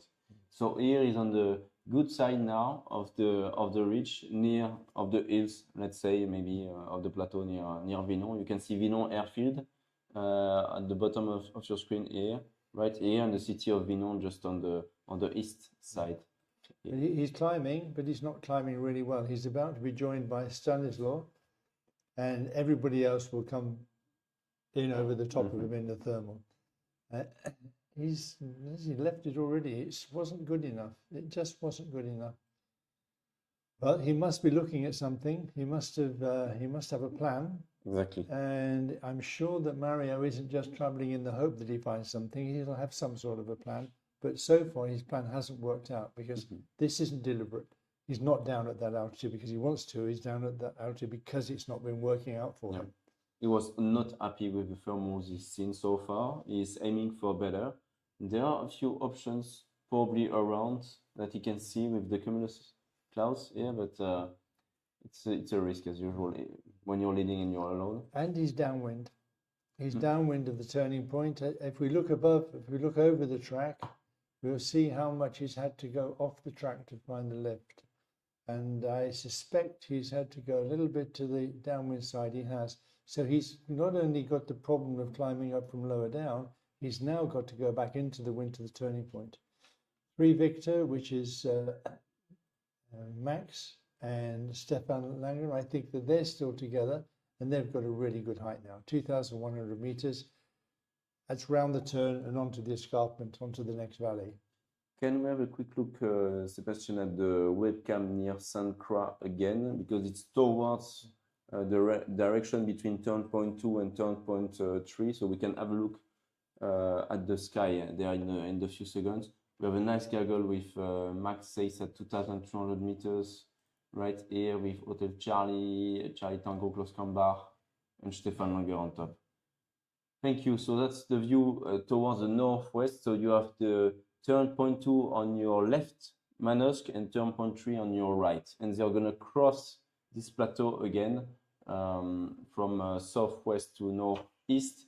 You can see quite some cumulus clouds near Manosque. That's about 30 kilometers away from here, I would say, on the picture. So yeah, it's pretty good weather, I would say, Brian. Yeah, but it's variable. And so we can see from the cumulus, very small ragged ones, 1 or 2 really nice ones, which is probably where they're climbing now, 2,000 meters. But when you leave that one, there's nothing really to aim for. It's the sky is going to be blue coming back up into the hills again. And if you just see a little wisp forming, it can make all the difference to how well it works out for you. Mario might well have seen a couple of wisps forming, but when he got there, the timing just didn't work out. Just got there at the wrong moment and it didn't climb. That's a possibility. And so probably the pilots will want to climb before crossing the valley of As between Manosque and turnpoint 3. Probably. And I think Stanislaus turned the turning point and he's heading off to the escarpment. He's going to be in Ridge Soaring City in a moment or two. And Adrien, he'd be happy ridge soaring along there? Oh yes, Adrien would be happy to do ridge soaring. So there's no doubt about it. I suspect it won't be his plan, but he won't be phased by that. He won't worry. Stanislaus is now on his own, but Mario's climbing up again. Mario won't have done that badly out of this, but he will lost that leading position that he had. He'll come back. I'm sure that he'll come back. You know, your luck holds for so long, and he's had his bad luck maybe. Yes. and now he wants his good luck to turn up. He's climbing really well now. Yeah, between 2.8 and 4.8 meters per second now, so it's a pretty good climb for Mario, it seems. And unless there's something very special happening there, I don't think the others who are following will divert to his thermal. They'll go straight past into the turning point and head off to the north. 2,000 meters there with Max, and we have Stefan, I think, in the lead there, and Yankee 4, which is Stefan Gürtler. He's there with them, and they're all going, oh, look, Stefan Langer is just behind. He's not in the lead of that group. I can't see who's underneath Hotel Charlie, but there's somebody, I thought that was, oh no, it's Limazula, it's Quintas, yeah. They're pushing on. They're not high in the ranking, but they'll feel comfortable about this sort of flying. So they're joining Manosque turnpoint right now. Adrien Henry is not far away from the turnpoint. Gintas Zube and Bjorn Ginsel are just behind. A good group with Stefan Langer, Max Seis, and Kevin Faure. And then we have Klaus Kambar and Charlie Tango. Alberto Cironi is there. Kilo Whiskey Tulima is joining Didier Haus in Kilo Whiskey. Arne Martin and Tel Schmelzer are flying together as well. So to Lima, we've seen his flying. This is Christophe Abadé. We've seen him flying very, very tactically several days during this racing, being very happy to be at the back of the group, being comfortable about not taking risks, and being comfortable about being in a position where he can attack towards the end of the race. That's probably his tactic today. Let's watch and see how it works out for him. And the grid walk with Christophe was really interesting as well, because compared to the others, he said really, no, it's the same as usual. Like today, there's no difference. I'm not planning any tactics or whatever. Just want to try to be the best. If it works, good. If it doesn't work, then well, the others were better. But I just want to stay the same to do just the same. Well, Stanislaw is going to test out the ridge. He's going to see how well it works. It seems. He's flying at about 300 meters, 400 meters above the top of the plateau to his right-hand side, and the valley below him is about 300 or 400 meters below him mostly. 400, about 400, I would say. Yeah, about 400. So it's quite a good ridge. It's quite a steep ridge. It's quite sound, and it seems that he's going to make good progress. But what happens later in the ridge was he could pull off a really good climb along there. There could be a really good climb along there. It's blue. Where he is now, there's not much cumulus. And he won't come back into the cumulus until he gets to the top of that valley. So where's that, Seb? Fort-Calquier. Fort-Calquier is west of Manosque. It's a really nice town to visit, actually, Fort-Calquier, but it's on the plateau south of Lure, approximately. Quite a nice town. Not far from where Eric Bormann lives, because Eric has been living in France for the past 20 years, quite close to Saint-Auban, so that's nice. Back to the webcam. The wind is still blowing in Saint-Auban, Ryan. It is. It's a very good wind. In fact, they expected by now the wind should be dropping. They should be dropping down to maybe 5 knots on the airfield, but it's still quite a good wind out there. We've got 10 to 15 knots blowing from the north. And that's good for Stanislaw because it's giving him ridge lift. He's happy if it keeps blowing for the next few minutes. He needs to find a thermal because there's I don't think it's possible to ridge saw all the way back up in the mountains. Impossible. When you get to the end of this ridge, it just doesn't work anymore. The wind splits out into the valleys, and you're just too low to get onto the upper slopes where it's reliable. You know, it's pretty safe. Yeah, obviously you have the fields on your right on the plateau, but if you need to outland, it's going to be next to the river in this valley, and there are plenty of fields available here, long fields. I mean, interesting flying. Yeah, interesting flying. And he's out ahead, but he's probably not going to be out ahead for very long unless he finds a really nice climb there. But we know they are there. Yeah. There are good climbs. He needs a little bit of luck to help him out. Exactly. He needs to find them, a little bit of luck to find at least one, then to climb to at least 1,700 meters, and then it's going to be easy for him. With his position, he can go straight to Ben and then jump on Coupe. And it's going to be very easy if he manages to find the proper thermal here. Because he needs to arrive at Ben at 1,200 meters, something like that, or maybe a bit more. Yes, 1,400 would be the best, so that it does not spend too much time on Ben. But so what happened to India? Is he climbed up and on the way and through the turn?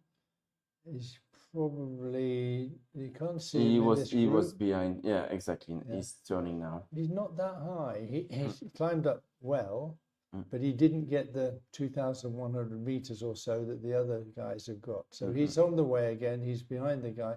He's behind everybody else, but he's not got he didn't get the big altitude that he was hoping for. Now, Stefan's doing something a bit strange. Yes. Stefan's decided it's going to be better to go more to the west of the Durance Valley. So there should be probably Cumus here in this area. That's Volks Hills with the village of Volks. It's very well known here, and it's working quite well with this wind. But it's a big detour off track towards La Javie. So I'm quite surprised as well. I would prefer the route that Stanislaw is taking now. Even if it's low, it's a route towards at least the mountains, and then it's easy if you get just one thermal from there to reach the mountains plain coupe and to continue the task. And so Stanisla's climbing. He's climbed up. A few meters. He seems to be climbing, but not really well. Still push and pull, trying to find a thermal. Well, he's going to get good value for money today, Stanislaw, on his own out there on a ridge, thinking, I wonder how this works. I've never been here before, and we can tell you, Stanislaw, not many people have. Yes, and exactly. we don't normally do that. Right? But good luck to you. Let's see how it works out. Yeah. Stefan's taken a really big decision here to go off to the left. A really big decision. And Alberto's put his money on Stefan's bet, and he's going with him. Well, we have 3 different strategies. We have the guys who go straight down the middle, the straight down track, and onto the plateau to the southeast of Saint-Auban. The ones who've taken the plateau de Valençon to the east, and Stefan and Alberto who've taken the left side, the western side of Durance Valley. What's going to happen, folks? It's anybody's guess how this will pan out. Yeah, tell us in the comments right now what you think, and if you have some bets for the end of the race, who will win today and who might become a world champion tonight. One thing is interesting, Eric Borgman has been able to catch up with the main group with Lima Bravo, Kevin Faure and Max Seyss right here. Christophe Abadi is in the same group, just 100 meters above Eric and Didier House, so not a bad. He's caught up, but he's caught up below. Yeah. So he's still got a bit to do. He's still got to get on top, but Christophe isn't that much higher. No. The leader now in this group, it looks like it's going to be Max. Max is the guy I think will pull it along now because he can see the mountains are beckoning. They're not far away, and he knows exactly what to do when he gets there. Yeah, he knows completely very well the area. Like Max is really good in this part of the task for sure. And Stanislaw is still struggling to find the climb that he so desperately needs to put him up on the top of Ben, which will give him the lift. I must admit, he's doing really well. Yeah. He's cruising along. He's I hope, got a good idea of what he's going to do at the end, but he'll never have been there before. No. Yeah. Let's see how he gets on with this. He's trying something now. He's trying something. It's good. To get a really good climb now would be exceptional for him. Exactly. Because it would pay back the risk that he took to come along the ridge. And the indications of the lift take a little while. The indications that we have take a little while to settle down because they're just indications of the GPS. And while he came up there, he's not going to persist with it. Is he going to carry on? Yeah, I think he's going to try, and we will see. Accelerating back to. He's got a beautiful looking bowl ahead of him, from out of which may come a really nice thermal. And he could be coming just back into the zone where there's a few cumulus. There are a few cumulus on the edge of the mountains there. It'll help him. He'll be able to see where the good thermals are, and he'll feel more confident about running onto it. And there's a good wind blowing. Yeah, that wind on Ben will be really good. Exactly. So the mountain that you see in the background, slightly with this angle, more or less, is Ben. So he's going to be aiming for this mountain right here, and then you will have Cousson afterwards, or Coupe. He could be under that cumulus there. Yeah. He could be just under the cumulus that we can see to the right of Ben there. Well, he's still running. It's interesting, very interesting. It's fascinating to see how something that is not a normal technique here can be adopted by somebody who's a visitor. Just not because he wants to do it, not because he's tried to, because he's in that situation where he has no choice. Shall we have a quick look at Mike? I believe he's just turned the turnpoint 2 Manosque a few minutes ago. Exactly, he's at 1500 meters towards turnpoint 3, flying straight on the track for now with Konrad Harter in Oscar Tango. Stefan Langer is on the west part of the track on the Durance Valley at 1200 meters, so that's not very high, and is crossing the Durance Valley towards the Plateau de Puy-Michel here to join the group. Quite weird to me. That group now is very much going more to the west. They're climbing well. Stefan's his diversion to the west didn't really work, but this is a group of 6 or 7 which will pretty much stick together and head for Ben across this plateau, and the other group, which is Max and Eric, and we have Didier in there, they've taken the Balancol. I don't think there'll be a lot of difference between them when they arrive at Ben, but one would expect the first group to arrive will be the first group to come home as well, because once they're back in the mountains, it becomes much more predictable, much more difficult to catch up. And meanwhile, Stanislaw is still trucking along. Yeah, exactly. It's about 400 meters above ground level now. I'm getting very excited about what's going to happen at the end of the ridge. Exactly. We can see him coming towards Ben along the smaller ridges there. So that's the bottom of the ridges in Ben. It's not an easy situation to find a lift here. You can clearly see now that Ben is the mountain that he's heading for. There's a small mountain followed by a big one, but the ground slopes really, really gently up to above the altitude he's at now. And that means there's not much vertical component in the air. There's a lot of horizontal movement of the air and not much vertical movement. And Stanislaw needs vertical movement. He needs a steeper slope to push the air up to carry him up with it. Adrien Henry is gaining 2 meters per second now at 1400 meters, so that's really very close to where Stanislaw was trying to get something here. So yeah, and we've got Max who's going to come straight through this thermal. Max will be happy that somebody's marking the thermal for him in front of him. Oh yeah. And Tulima, Christophe is with Max, probably just a bit lower than Max. Yeah, no, there's only just a little bit, almost nothing in it now. He's pulled back well, Christophe. He was behind a few moments ago. One turn in sinking or not rising air or not very good air without a surge makes a lot of difference when you're flying so close competition as this. When a few seconds matter, you can be caught really quickly. Delta Charlie's doing okay there. That's David. David's high and he's with that gaggle. We have 2 completely different competitions going on now, 2 different races. There's something funny on the big screen now, because we have all the French pilots that know very well the area, and Eric Borgman as well, flying on the plateau here to join as soon as possible the ridges, while the Germans are on the other plateau of Puy-Michel, going more on track and flying with the cumulus clouds here, not going towards Coupe Mountain, and so that's 2 very different options towards turnpoint 3. So which one's got the right? I think the French ones have got the right, honestly. Yeah, okay. Predictable answer, but that's okay.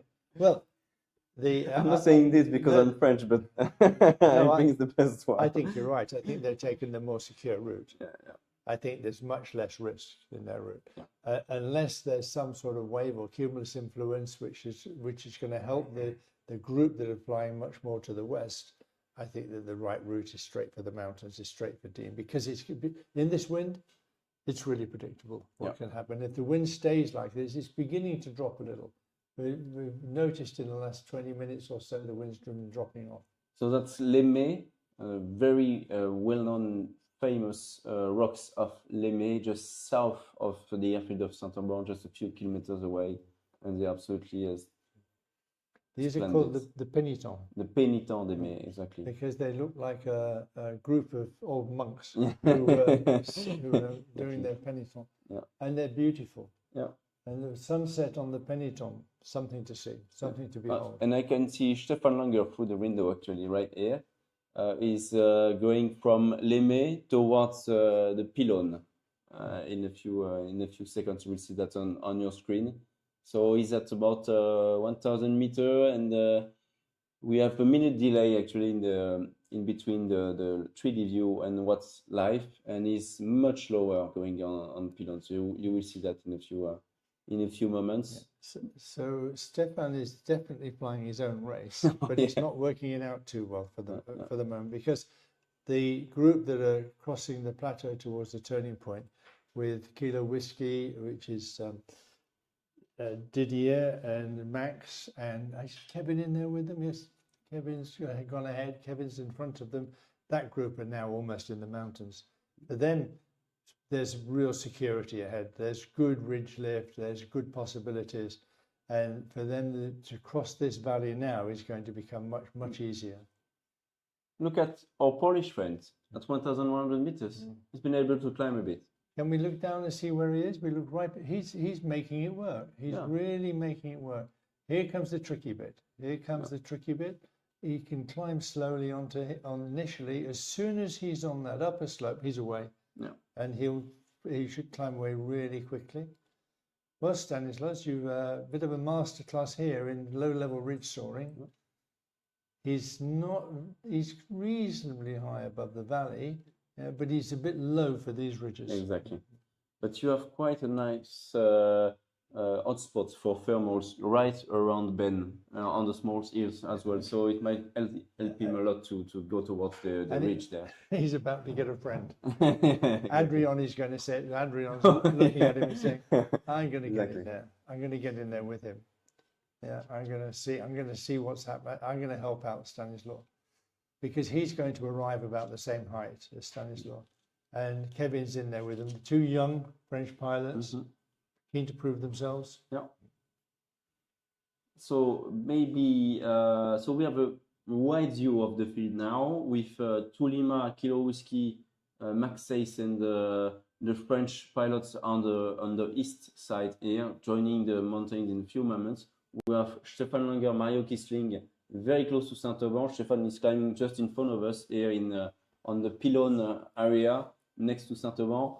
And then we have Mike, Peter Millenard also joining Stefan and Mario on the west part of the task with Conrad Arter and our friend from the USA, Robin Clark. Gintas Zube is the leader of the race, we can say that, at 1,300 meters. He's joining Cousson, the first pilot to join Cousson, which is the mountain just right east of Digne-les-Bains city. That's a good position now. And I think he's now just overtaken Stanislas and Adrian. Yes. If we pull out a little bit, we'll see where he's high enough now to do some reach flying on Cousson and to get a thermal on Cousson. So he's in a good position. He's been flying well. He was the second one to turn point 1 and one of the first one to turn point 2. So really good flying so far from Gintas. The group which includes, I think Mario's in there, and David, and who else is Stefan. They're climbing quite well now over onto the west side. It's still on the plateau, not in the mountains yet. They've still got to get there, but they're climbing well and they're on track. They haven't had to go very far off track, but all of the others are about to come into the mountains, and we should see them accelerate. We should see much more confident flying now. Yes. As they come. You know, the average speed is not that bad for now. It's around 113 kph for Bjorn, so around 118 probably for Gintas Zube, who is the leader right now. So it's quite good. We expect around 120 kilometers per hour today, and they are already at around 110. So it's proper flying. Yeah, and Born and Conrad, they're moving off a bit to the right now. They're going to go for the mountains, because it might be a good tactic to take the line up the track, but as you get close to the mountains, it becomes more and more obvious that that's where the energy is, that's where the lift is. And to X-Ray, he's with tilts. He's not had a great competition, but he's learnt a lot. He's not familiar with flying in this sort of flying in this sort of area. But he's doing okay. Yeah. He's doing okay. And Alberto's down there quite low. Alberto's been pushing along with that group and probably just not quite getting the bubbles, not quite getting the best part of the lift. And Alberto's from Italy. He flies in the mountains all the time. I think he's more comfortable when they get back into the mountains than he is flying over the flatlands. So I'm very interested by the French pilots here because they are joining the ridges. They were just above Ben, and now you can make a choice. You can go directly to Coupe or go through Cousson before Coupe. And I think Kevin Faure is going towards Coupe. He will go just next to this nice ridge here and then jump on Coupe, hoping for Coupe to work below 1400 meters. And it looks like it didn't really work for Stanislaw. He was just on that bottom slope, which probably wasn't strong enough. He's still at about 1,100 meters. He can get up from there. He'll climb, but climbing slowly. It'll be a struggle to come back up on the steeper slope, but he'll get there eventually. Max is pushing along nicely. Max will be feeling quite comfortable now. Stefan's out of the way. I'm not sure where India is. I mean, India's with Max. Yes. He's low down. Exactly. Oh dear, what's happening here? They are just in front of us, basically. And looking at the out of the window, Peter Millenard is in kind of the same position for now, behind.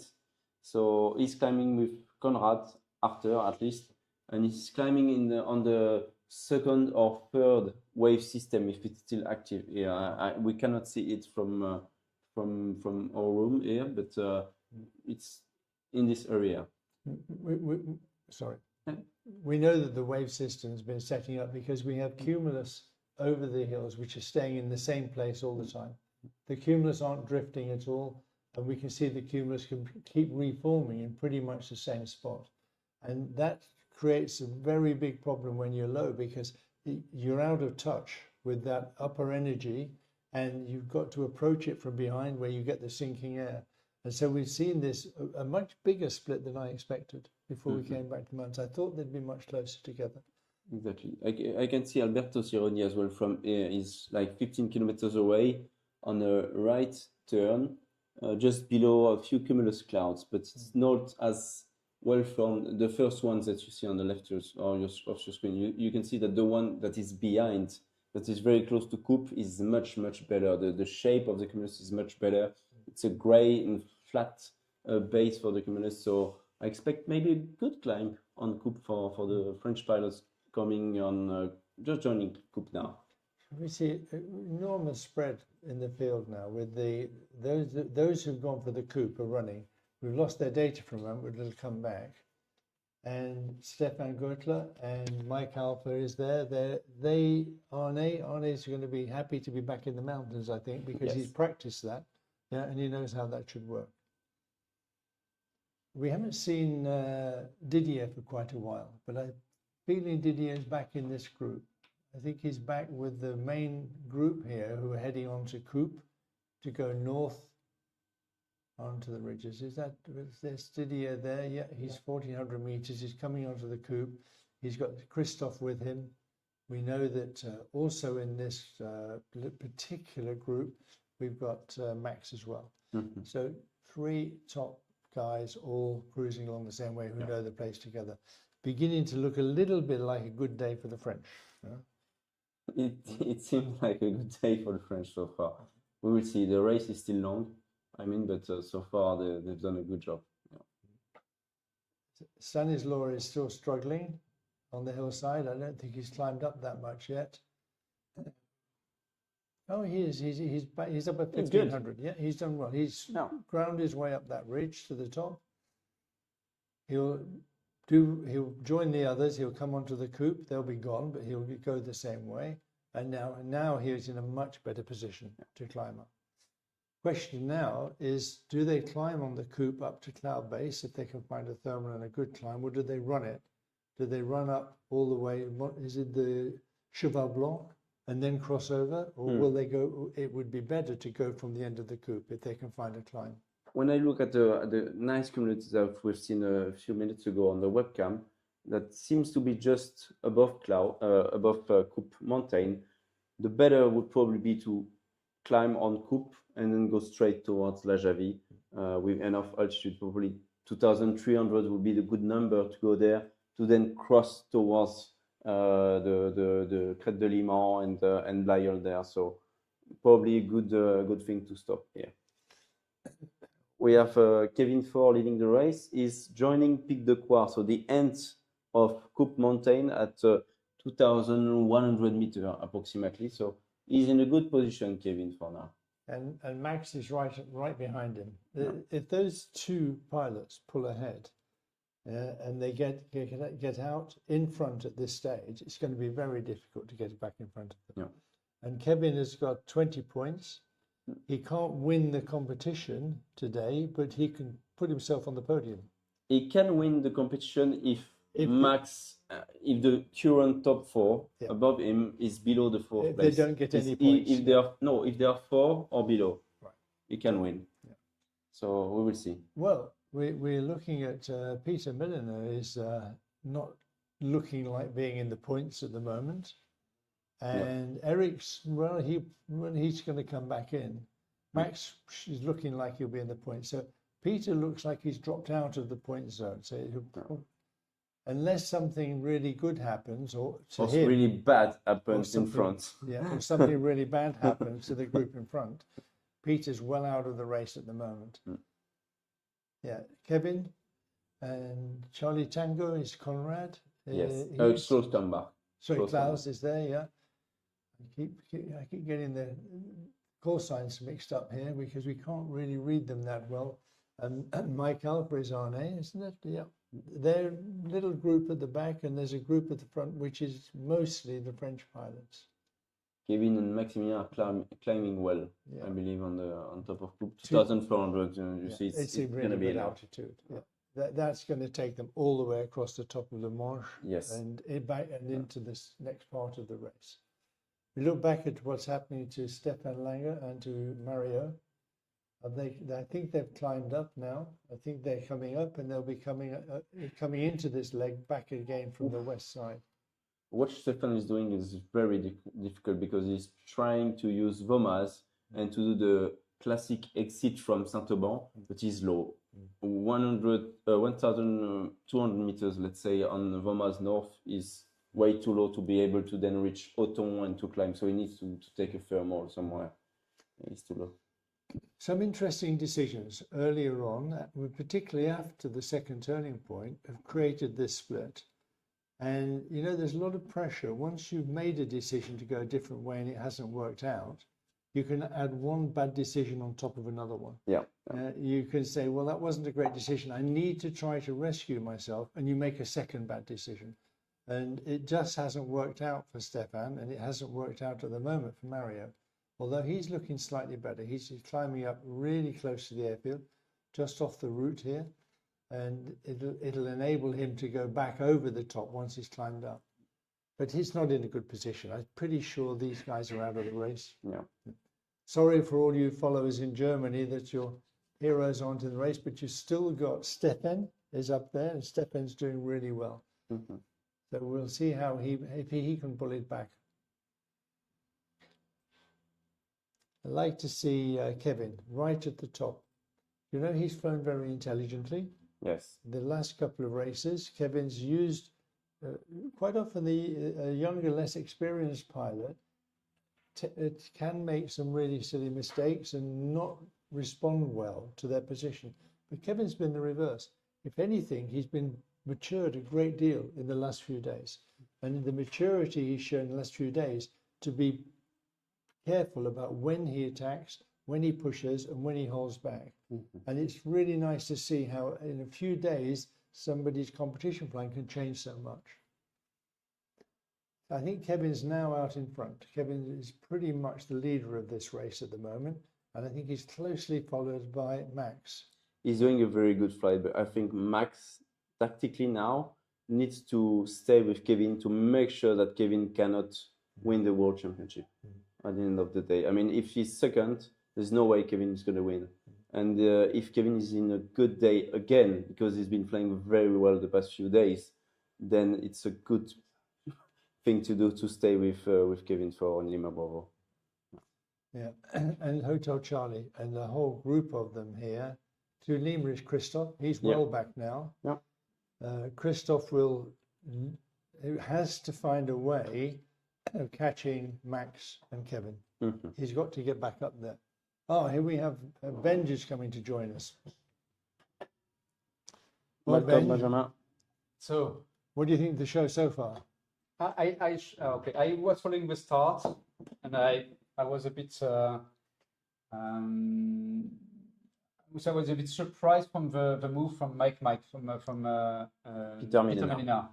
Yeah, because with this kind of northwest wind, to bet on this ridge of Saint-Auban and the foothills of Saint-Auban was a bit you make a off from the route, the direct route, and it has to pay off. And yeah, when I saw also from the webcam from the Squa lake that there was kind of convergence, something really in the right and the best area to join the first turnpoint, I was this will cost perhaps.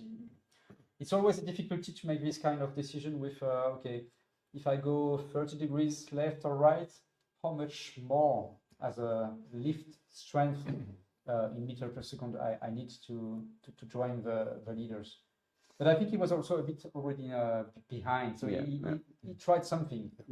And we've seen several pilots try something different because they've seen they've dropped behind, and they know that when we get to this point now, this turning point, the guys who are ahead, they've got a big advantage now because it's much more predictable.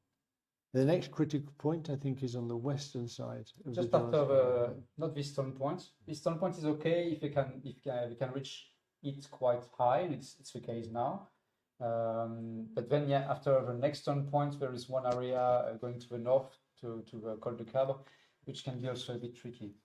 I have to talk about the flatland, the plateau, and because I think a lot of followers they think we need some ridges to fly. We don't need ridges. Exactly.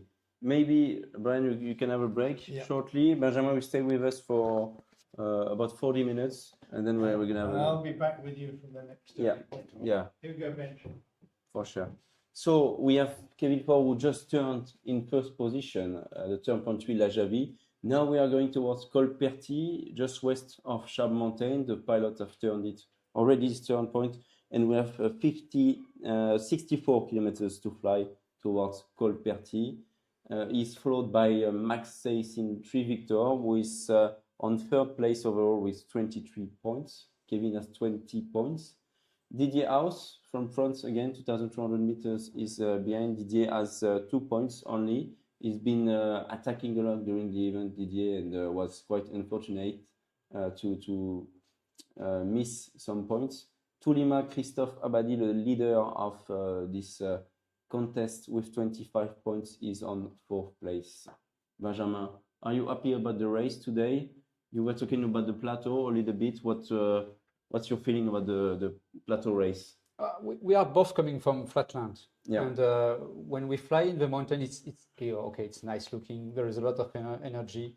It's impressive. It's really physical. Also, you can feel a lot of energy flying this air mass. But the flatland is much more open. It's an open space. You don't have some walls. You need to, okay, I have a wall because there is a mountain and I need to climb to be above and to go to the next one. So it's much more open space. And I was expecting this kind of a bit of chaotic first part of a race, with some pilots trying to get a bit lower and find good thermals. And with this kind of wind also, we know that the flatland is a bit, it blows, it makes the thermals, we say, broken. And this makes also this kind of bubbles and some opportunities. So it's a bit more chaotic, but it's also a bit more open space. And I saw that Stanislav Biela from Poland and also Mario Kissling from Germany, they were pushing and expecting. But at one point, when you are low on the flatlands, you don't have this plan B. Yeah, a small ridge, some wind. No, it's not there. It's flat. And so you have to, okay, you get what you have. You have 1 meter, and you need to take this 1 meter per second. So I saw that India, Mario Kissling was dropping behind this way. And I think Stefan Langer was a bit low also at one point on this plateau coming back to the mountains. We've seen him crossing from Les Mets towards Pilon and trying to get something at 850 meters. Wow. Yeah. Okay. And now he's trying the classic exit from Saint-Auban towards Auton the west, to west, go west exactly route. to go towards La Javie. So it's very difficult. Mario is at 1600 meters, he's going to be able to go there, but they have lost a lot of time. Peter Millenard has been able to climb back, but he's made, as you said, a big decision towards the. He's late, he is late. He's late. So. But I can see also some pilots like Didier Haus you were talking about, who was always pushing and pushing and pushing all week long, and now I think he took this. Okay, I need to accept to stick to this group, and not try to take the lead. I have nothing to show. I'm okay. I have nothing to showcase. Yeah. I just need to accept that the air mass is like this, and I can't go faster than the air mass. And we see that many times with some pilots, because they know too much the area, and they think that it will be okay to push and get on the on the low ridges a potential thermal, which sometimes does not exist. So yeah, different day and different minds in the cockpit again. Yeah. So Benjamin, he's the leader. Yeah, where are we now? And I mean, what are the options to go to Colperti turnpoint 4? So this is Blayeul. It's exactly what you see on your screen now. It's one of the last high mountains, middle high mountains, before we go to what we call the parcours. And the parcours is on the right part of the screen now.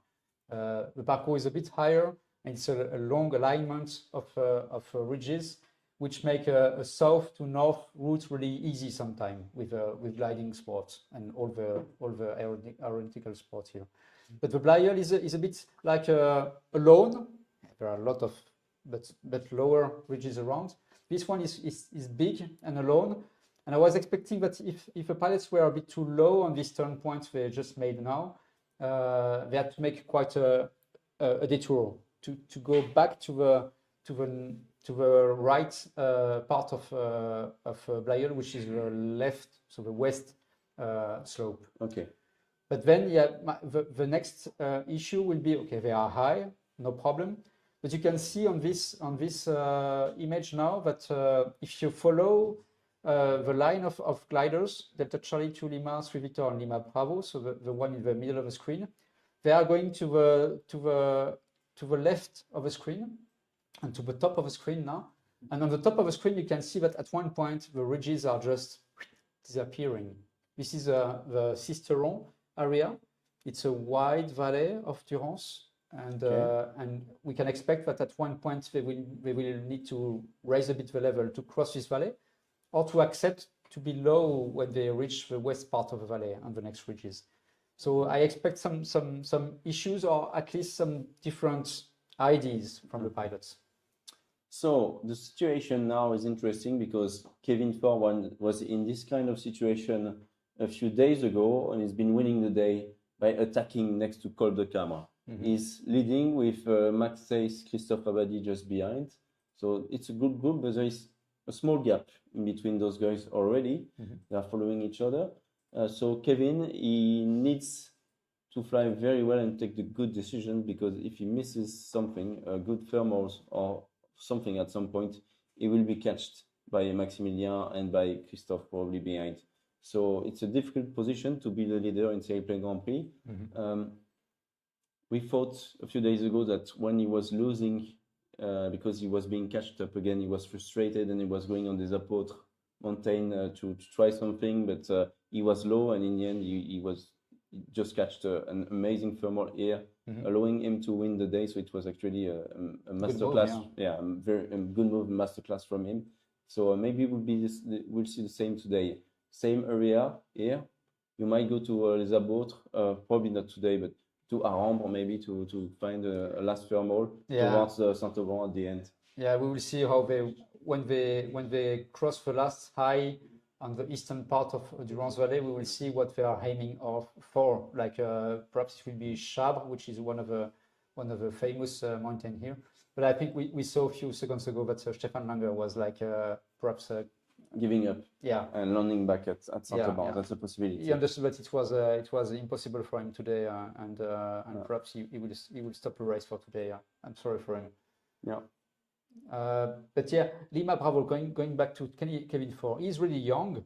Yes, he's 25, I think. He's 26. 26 now. So he just made his last juniors last year. and but he has a lot. He has already a lot of experience. He's flying in the a lot. mountains, Yes. yeah, especially. He knows especially the Pyrenean mountains because he's coming from this region in France, and he's making a lot of training camps in Saint-Auban because it's the national center for the French team. All right. But he's also, I think he's a sportsman. The mind is really sportive, and I think he made a jump in maturity in the last 2 or 3 years because already 4 or 5 years ago he was able to almost win a national championship, senior championship. He's able to be calm when you need to be calm, and to take the right decision, the best decision in the cockpit, to be efficient and performant. So yeah, technically super good potential, but also the mindset is really good. So you don't need to be old to win. You just need to accept, and also the race, how it works, and to not make the stress coming up because you are losing a bit of a point at one point in the race. The race is 2.5, 3 hours long. So if you keep calm, if you accept to keep the control and to stay with the others and sticking to them at one point, then you have the opportunity to win on the day. And he's showing exactly this. He was able to stick to the other pilots on the first part of the race, which was a bit tricky, and now he's a leader. Yeah, very good leader. He's been flying fantastically for the past few days, Kevin. Christophe Abadi as well with 2 daily wins. Oh yeah. Max didn't win a day yet. He's been on the podium several times. Always very consistent, Max, but he needs a daily win. I mean, if there is a tie tonight with one of them, Kevin or Christophe, he will be below them on the ranking. He will not be winning, so he needs to win tonight. Okay, so we have the typical point now, one of the key points where they have to think hard how to cross the Valley of Durance. You can see it's really a big bowl on the left of your screen. It's wide, and they need to find. I believe they can see some nice cumulus, perhaps. I don't know if you can see we can have the webcam from Sabre. But we will see in a few seconds what is the decision. At least all the pilots behind, they are at the same altitude, or perhaps a bit higher if you see 2 X-Ray, so Thijs Schmelzer from Belgium. And they have an opportunity, if anything happens to this leading group, they can catch up again. And catching up, even if it's not so nice, yes, it's really nice. This is very nice. Yeah. Everybody, lovely. All the pilots are wow. I want this guy. Yeah, I want this guy. Yeah. I saw that even before taking off. I was checking this webcam to ensure that it was okay in the last part of the task race. Yeah. And I saw that it was just a tad lower, but that's it. It was already like this already. Awesome. So a lot of energy, but still on this morning during the briefing, we were talking about the weather forecast, and it's quite northwest wind, 15-20 knots. And in this area, you have to imagine that the wind is really close to 90 degrees compared to the main orientation of direction of the ridges. Okay. And this produces a bit of potential chaos also sometimes. So yeah, there are 2,000 meters, which is high, but not super high. It's not like 2,600, 2,700 meters. And I'm really interested to see where they will now gently glide to cross the valley. Yeah, probably. I think with air altitude now, they will just glide towards Sabre and climb back on Sabre with the wind blowing from the northwest. It's going to be a very well aligned ridge for them to climb back to a safe altitude to go towards Colperti. Another point that's going to be very interesting is the way from Colperti to Col de Cap with this wind direction and strong headwind. Stefan just landed on your camera, on the webcam here. We could see him land a few seconds ago, and he's back to his trailer now. So he's given up on the championship and on the race today. Sorry, Stefan, and we'll talk with him after the race. In fact, yes, there is this point of Sabre. So this is a long ridge, which is really interesting.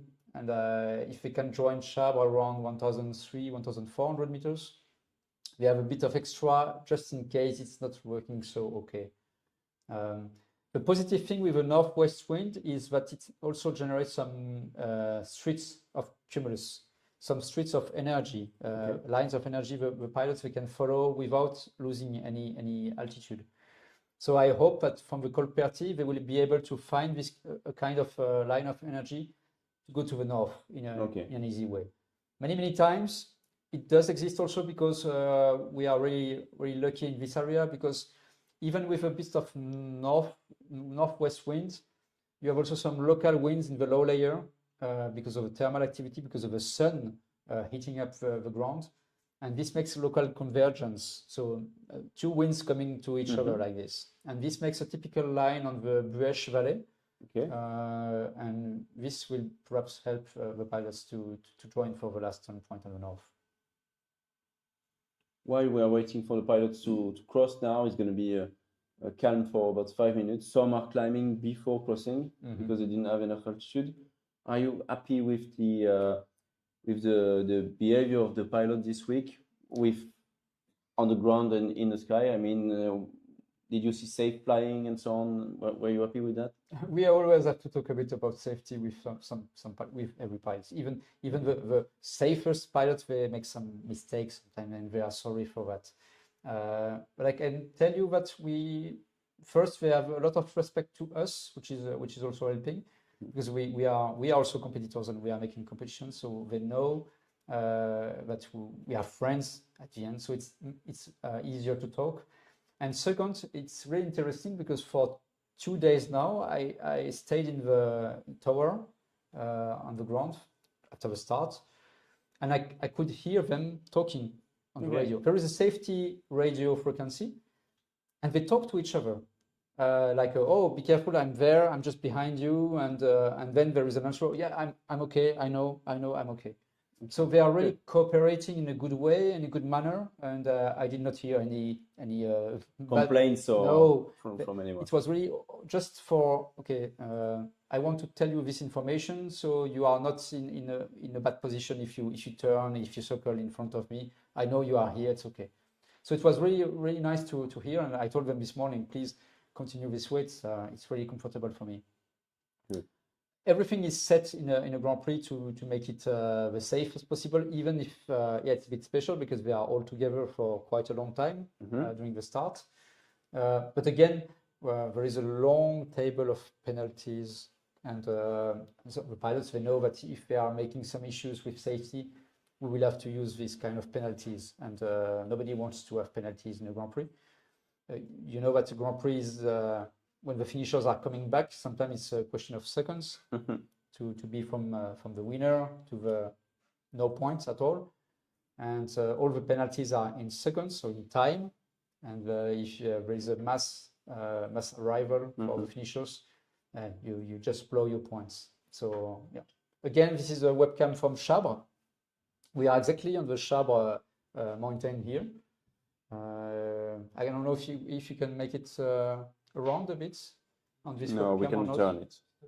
Not possible. Okay, but yeah, it's aiming to the north. So the turn points they are aiming now is on the left part of your screen, and then they will go directly where you see now to the north to this last turn point of Col de Cabre. And I could see some kind of street of cumulus, some lines. So it's really promising for the pilots. And you can see that, Kevin 4, followed by Max 6. Perhaps they can hear us. Yeah, and that's a possibility. 1,300 meters will be okay on Chabre. And then we can see also this magnificent sky you just saw a few seconds ago with a webcam. So it's promising. There is no stress in the cockpit for now. The only stress will be, when I touch Chabre, I need to find something. And perhaps not to be too low. But we are also, I don't know, if you are Lima Bravo, you push or you wait? I think now he's in the leads, and he knows the area and he can make it. He's not alone with Max, but at some point, if he wants to be the world champion, he will need to take a big risk so that Max does not follow him. He Mhm. cannot be world champion if Max is second, so he needs to take a big risk.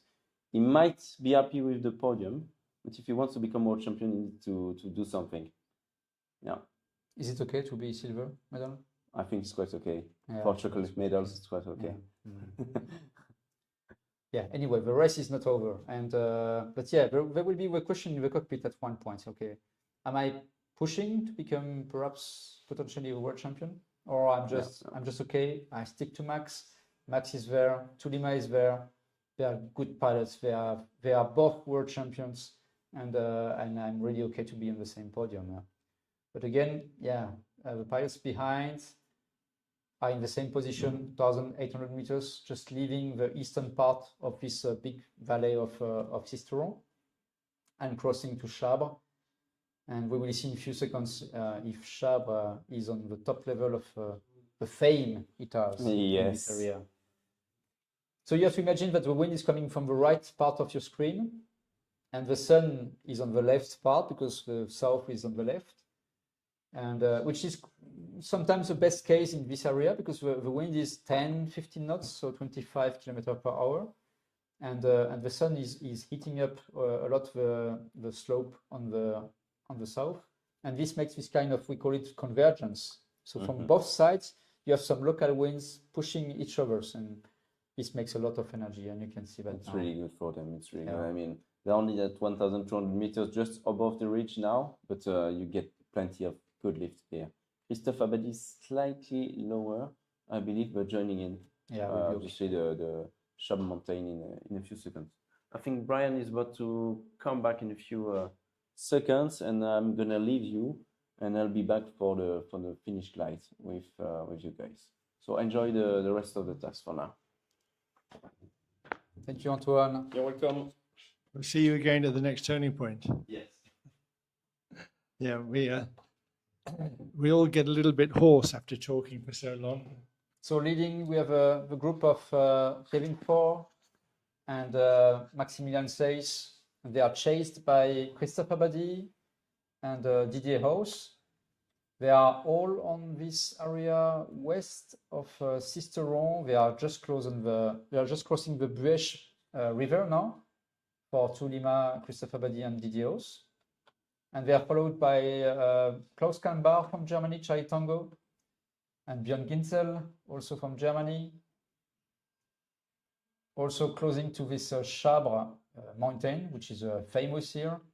And behind we have also a second group with two X-ray. So Thais Schmetzer from Belgium. And there is a Yankee for Stefan Göttler from Germany.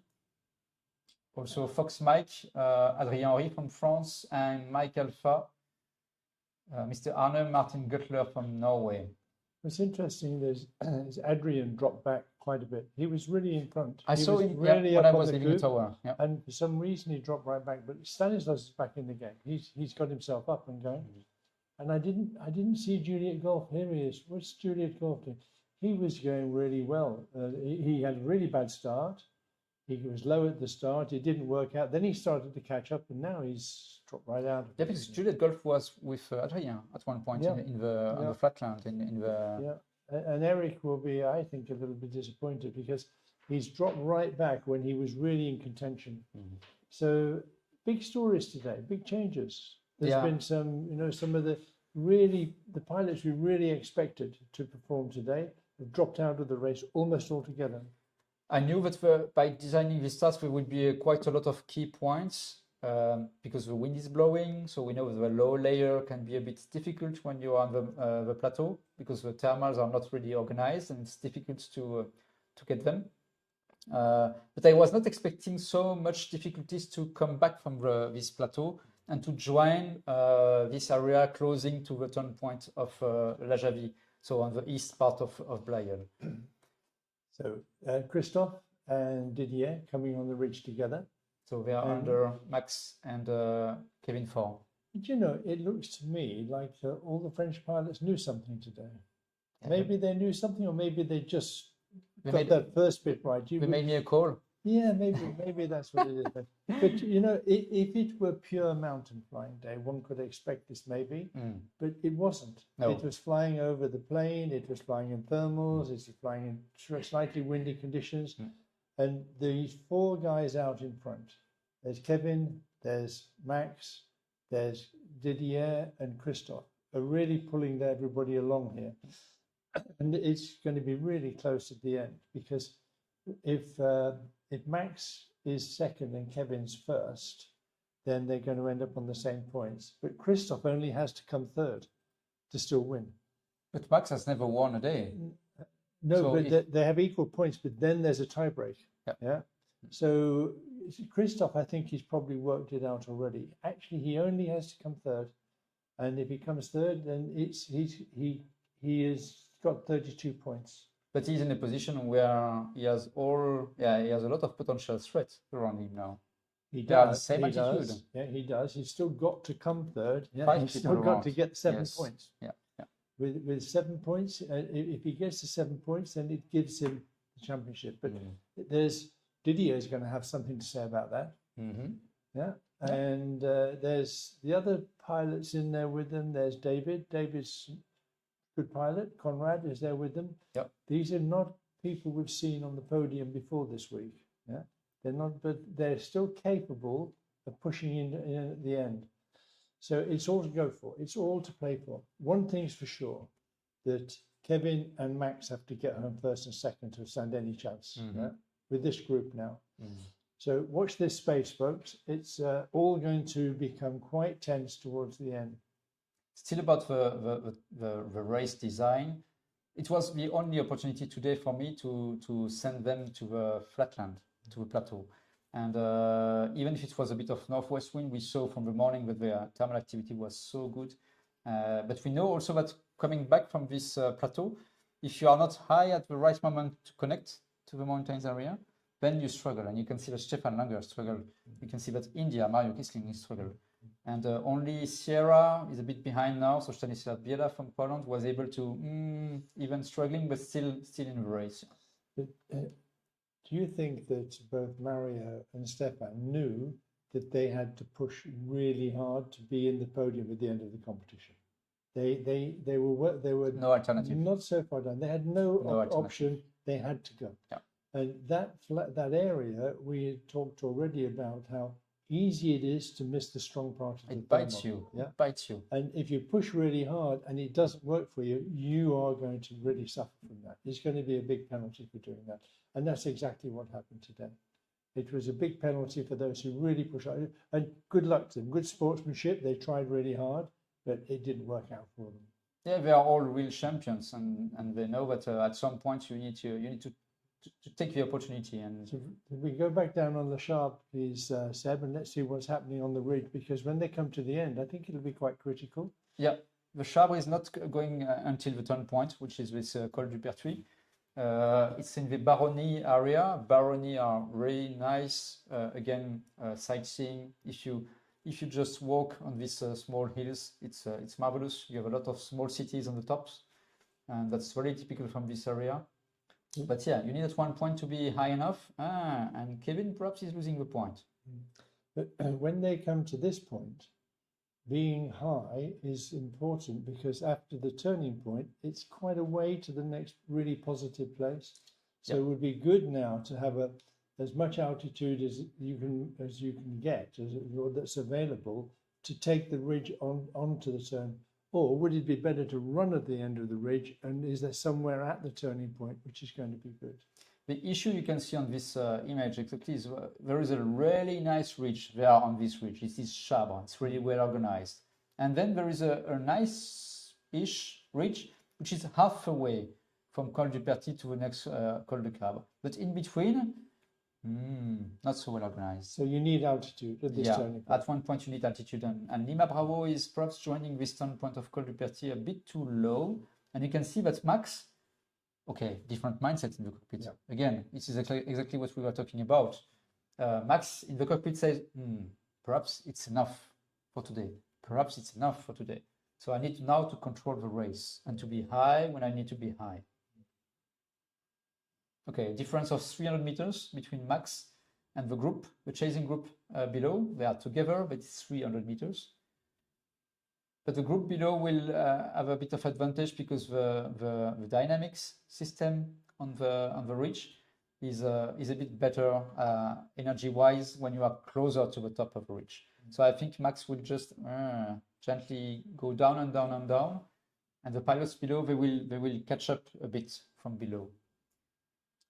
Yeah, the critical moments, little differences, just a little difference puts you in the better position, and they're critical moments in the flight. Max is taking the extra. Yes. Doesn't look like much, 17, 19, but 600 feet, 200 meters, take the turn. It's not the height you leave, it's the height you arrive. It's enough to control the race on the last glide. It's enough.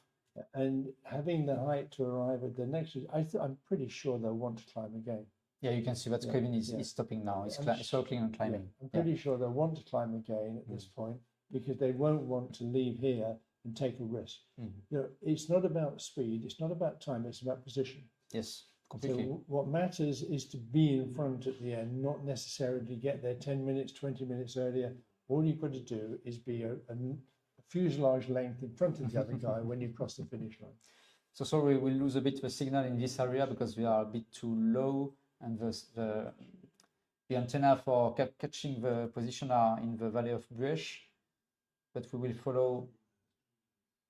Kevin's going to run all the way in. Yeah. Looks like a nice ridge, but of course it's orientated a little bit more on the northwesterly. Yes, and it's much more parallel to the wind. So, but again, the sun now is really southwest, so you can see that all the ridge is also with a nice sun from the left, making potential thermal. So Christoph stopped climbing.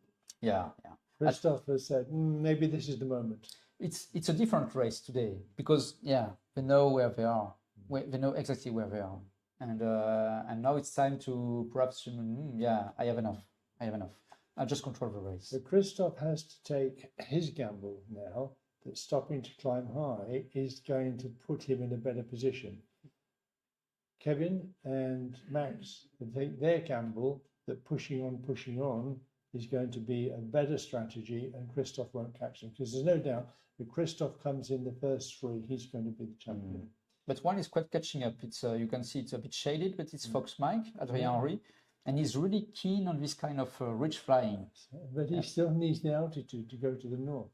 And running the ridge is one thing, it's when you get to the end is the problem. Touching the turn point will not be the the big issue. Finks bubble appears. We will see. But perhaps if he saw a line, something, we don't know for now. He's got a good altitude. Yeah, it's okay. Touching the turn point will be okay, no problem. But again, it can be a different game when you touch the turn point and you go to the next turn point like this, and at one point this on the lower, he needs to catch something and wait, and you can continue. Conrad's keeping going. They didn't really climb very well back then. And you showed the picture with the beautiful cumulus, but they're not finding beautiful thermals. They're not flying at 2,200 meters in beautiful thermals. They're pushing along the ridges, and it's an indication that maybe the thermals aren't very well organized. Maybe the wind's breaking them up, and they're not finding really nicely organized thermals. And sometimes I always tell my pilots when I do some coaching, you can't go faster than the air mass, but they are making a different game now. They are not playing with the air mass, they are playing to each other. It's a race between pilots, and it's not just a race with nature and air mass and everything. Well, it is, but the pilot who reads the weather and uses the weather best and uses the conditions best is the one who's going to come home first. And the influence of one on another can cause them to make some dumb decisions. 200 meters difference. Lima Bravo, Kevin 4, he just made a turn point. He's out of the turn point area, 1,500 meters high. Maximilian says Victor is around 180, 190 meters above and just behind, in a good position. And now they are joined by Fox Mike, Adrien Henry, a bit lower, Kilo Whiskey, Didier Haus, 1,600 meters.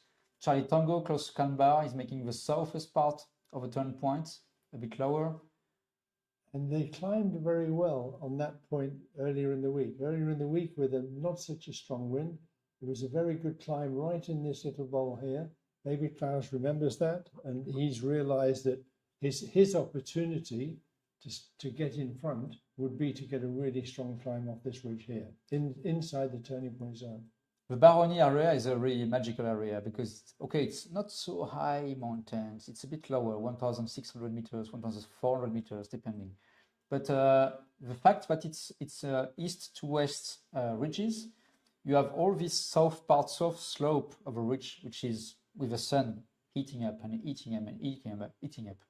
And the north part with this blowing wind from the north, and this makes the magic of the area. A lot of potential energy. A lot. Fascinating. Now, how is it going to work out? There's a couple of small ridges they can climb on, but quite a long way to the next really positive ridge area. Not easy, and you can see that they are steering back to the Bueche Valley because they are struggling a bit. They need to catch, at one time they need to catch a thermal to change the level they are using now. They are too low. Yeah, and has Christoph stayed behind to climb? Or has he gone with them? We're losing data for a moment, but it'll come back.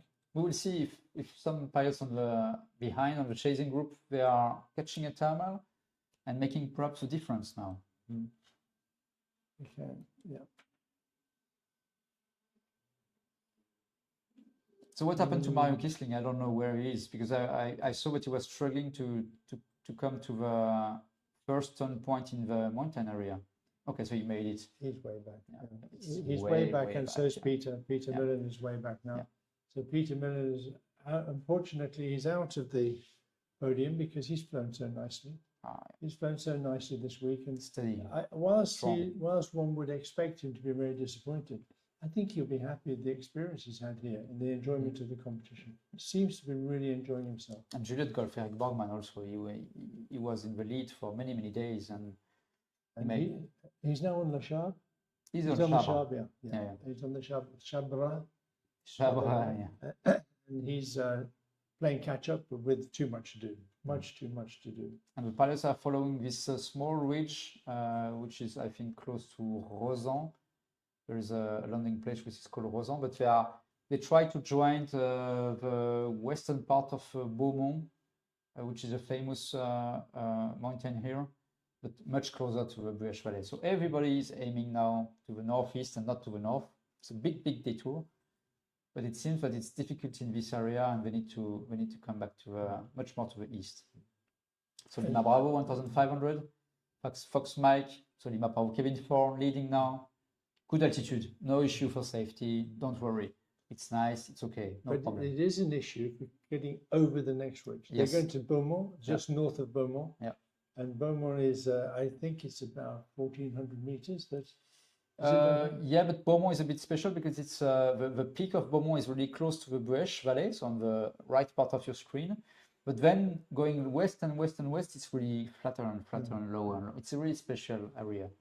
And that's why it's not well organized. And I knew it was tricky when I made this design of a task. I knew it was, this is one of the key points. But as soon as they get a thermal here, the race will be close to be over. Yeah. As long as it's a good thermal. As long as it's a good one. Yeah. Because we want to see the pilots compete with each other. But competing in gliders, competing in sailplanes is as one of our competitors in New Zealand said, it's a discussion with nature. You're discussing all the time with what's available, what's in the air mass, what's happening, how's the ground affecting it, and you're having that conversation all the time through the flight. And then you're worried about what the other guys are doing. Are they having the same conversation you're having? And are they reading it in the same way? And the small group at the front will be more and more focused on their result. And they have to remember that that's not really going to be the thing that makes the final decision. One group stops. So Lima Bravo, Kevin 4 is still pushing, and he will join now the west and the northwest part of Rocher de Beaumont, which is just on the right side of your screen. He's 1,500 meters. He's followed by Adrien Henry from France, lower. It's a typical style from Adrien, and he knows how to make it the best from this. And then the chasing group with Sri Victor, Maximilian Seyss, they stopped. It's time to climb. and perhaps see the view from higher to get more opportunities in the next minutes. The last few occasions when Kevin's broken away, he's done all right. He's gone on ahead, he's pushed on, and he's done okay with it. He's not nervous about pushing on. No. It doesn't seem to psych him, but he's not really suffered from getting out in front. Let's hope to see what he does this time. But you can see that the pilots behind, they are much higher, like 200 meters higher compared to Kevin and Max, and they are making more straight routes now. Max is coming up well. He's coming up to a good level. Yeah, good position. And it allows him to go directly. Good position now. Yeah. But I think he will make it close to the maximum altitude here now, because I think it's a good climb. Yeah. And then it's different life. Clearly different life. And we look at the rate of climb for Max, we can see he's probably doing okay. I think he left, minus 0 something. That's Kevin there. So Kevin's still running onto the ridge. He's 1,400 meters. And Max, he's climbing at not so well now, but he was climbing quite well. I think he was climbing 1.5, 2 meters a second. But will he take it as high as possible to go directly to the turn? I think at this point, we have no really much for now, but at this point, they are also connecting a line of energy. That's why they were aiming to this point. But okay, we climb now, we accept it is what it is, and then we connect to a line, and we can follow the line one way and perhaps back also at one point. But Lima Bravo, if we go to Kevin 4, leading the race for today. Okay, he's following the ridge of Rochette-Beaumont. The northwest wind, so the wind is coming from the left, from Kevin, so it's a perfect ridge for that. But again, you will have to. You'll need to climb here. Yes, yeah, because there is nothing really well, or directions from the ridges are not so well then, so it's difficult. You push down until there's nothing to push onto. Yeah. And he's running into the point now where altitude is king. Everything depends upon how high he can come into this turn. So they are both now, Kevin and Adrien Henry, in the area of Serre-la-Bâtie, which is an airfield also, and it's a beautiful area following the river of the Buech. Didier might be trying to change this finish equation. Didier has come out in front now, and whilst Didier isn't really in the points in the overall, he could make quite an influence on the points for the day. 2,000 meters, yeah. Yeah. Christophe, 2,000 meters. Yeah. Look, he's just pulled away. Yeah. He's not only high, but he's pulled away. And you can see the group of Stanislav Biela and Björn Ginsel. And Didier's climbing as he goes. He's finding a little bit. He's an energy line. He's found a nice energy line. Yeah. And I think 3 Victor, Maximilian Seyss, and 2 Lima, Christophe Abadi, they saw that Didier is in front now. And they are normally in the same line of energy, I believe, with this northwest wind. And they will have to leave this thermal as soon as possible. And I think there is a bit of stress now. 3 possibilities. Kevin and Adrien climbing on Beaumont, and they're climbing okay. Kilo Whiskey's gone out ahead. And Christophe and Max hanging back here. And then we've got Bjorn, and I think it was Stanislav Biela. Stanislav, way out to the left. Stanislav's caught up really well. Yeah. Stanislav, wow.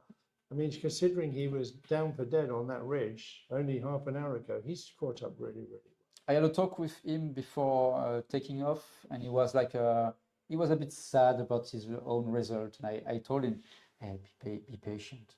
You're young, be patient. It will come, because he's really, really good.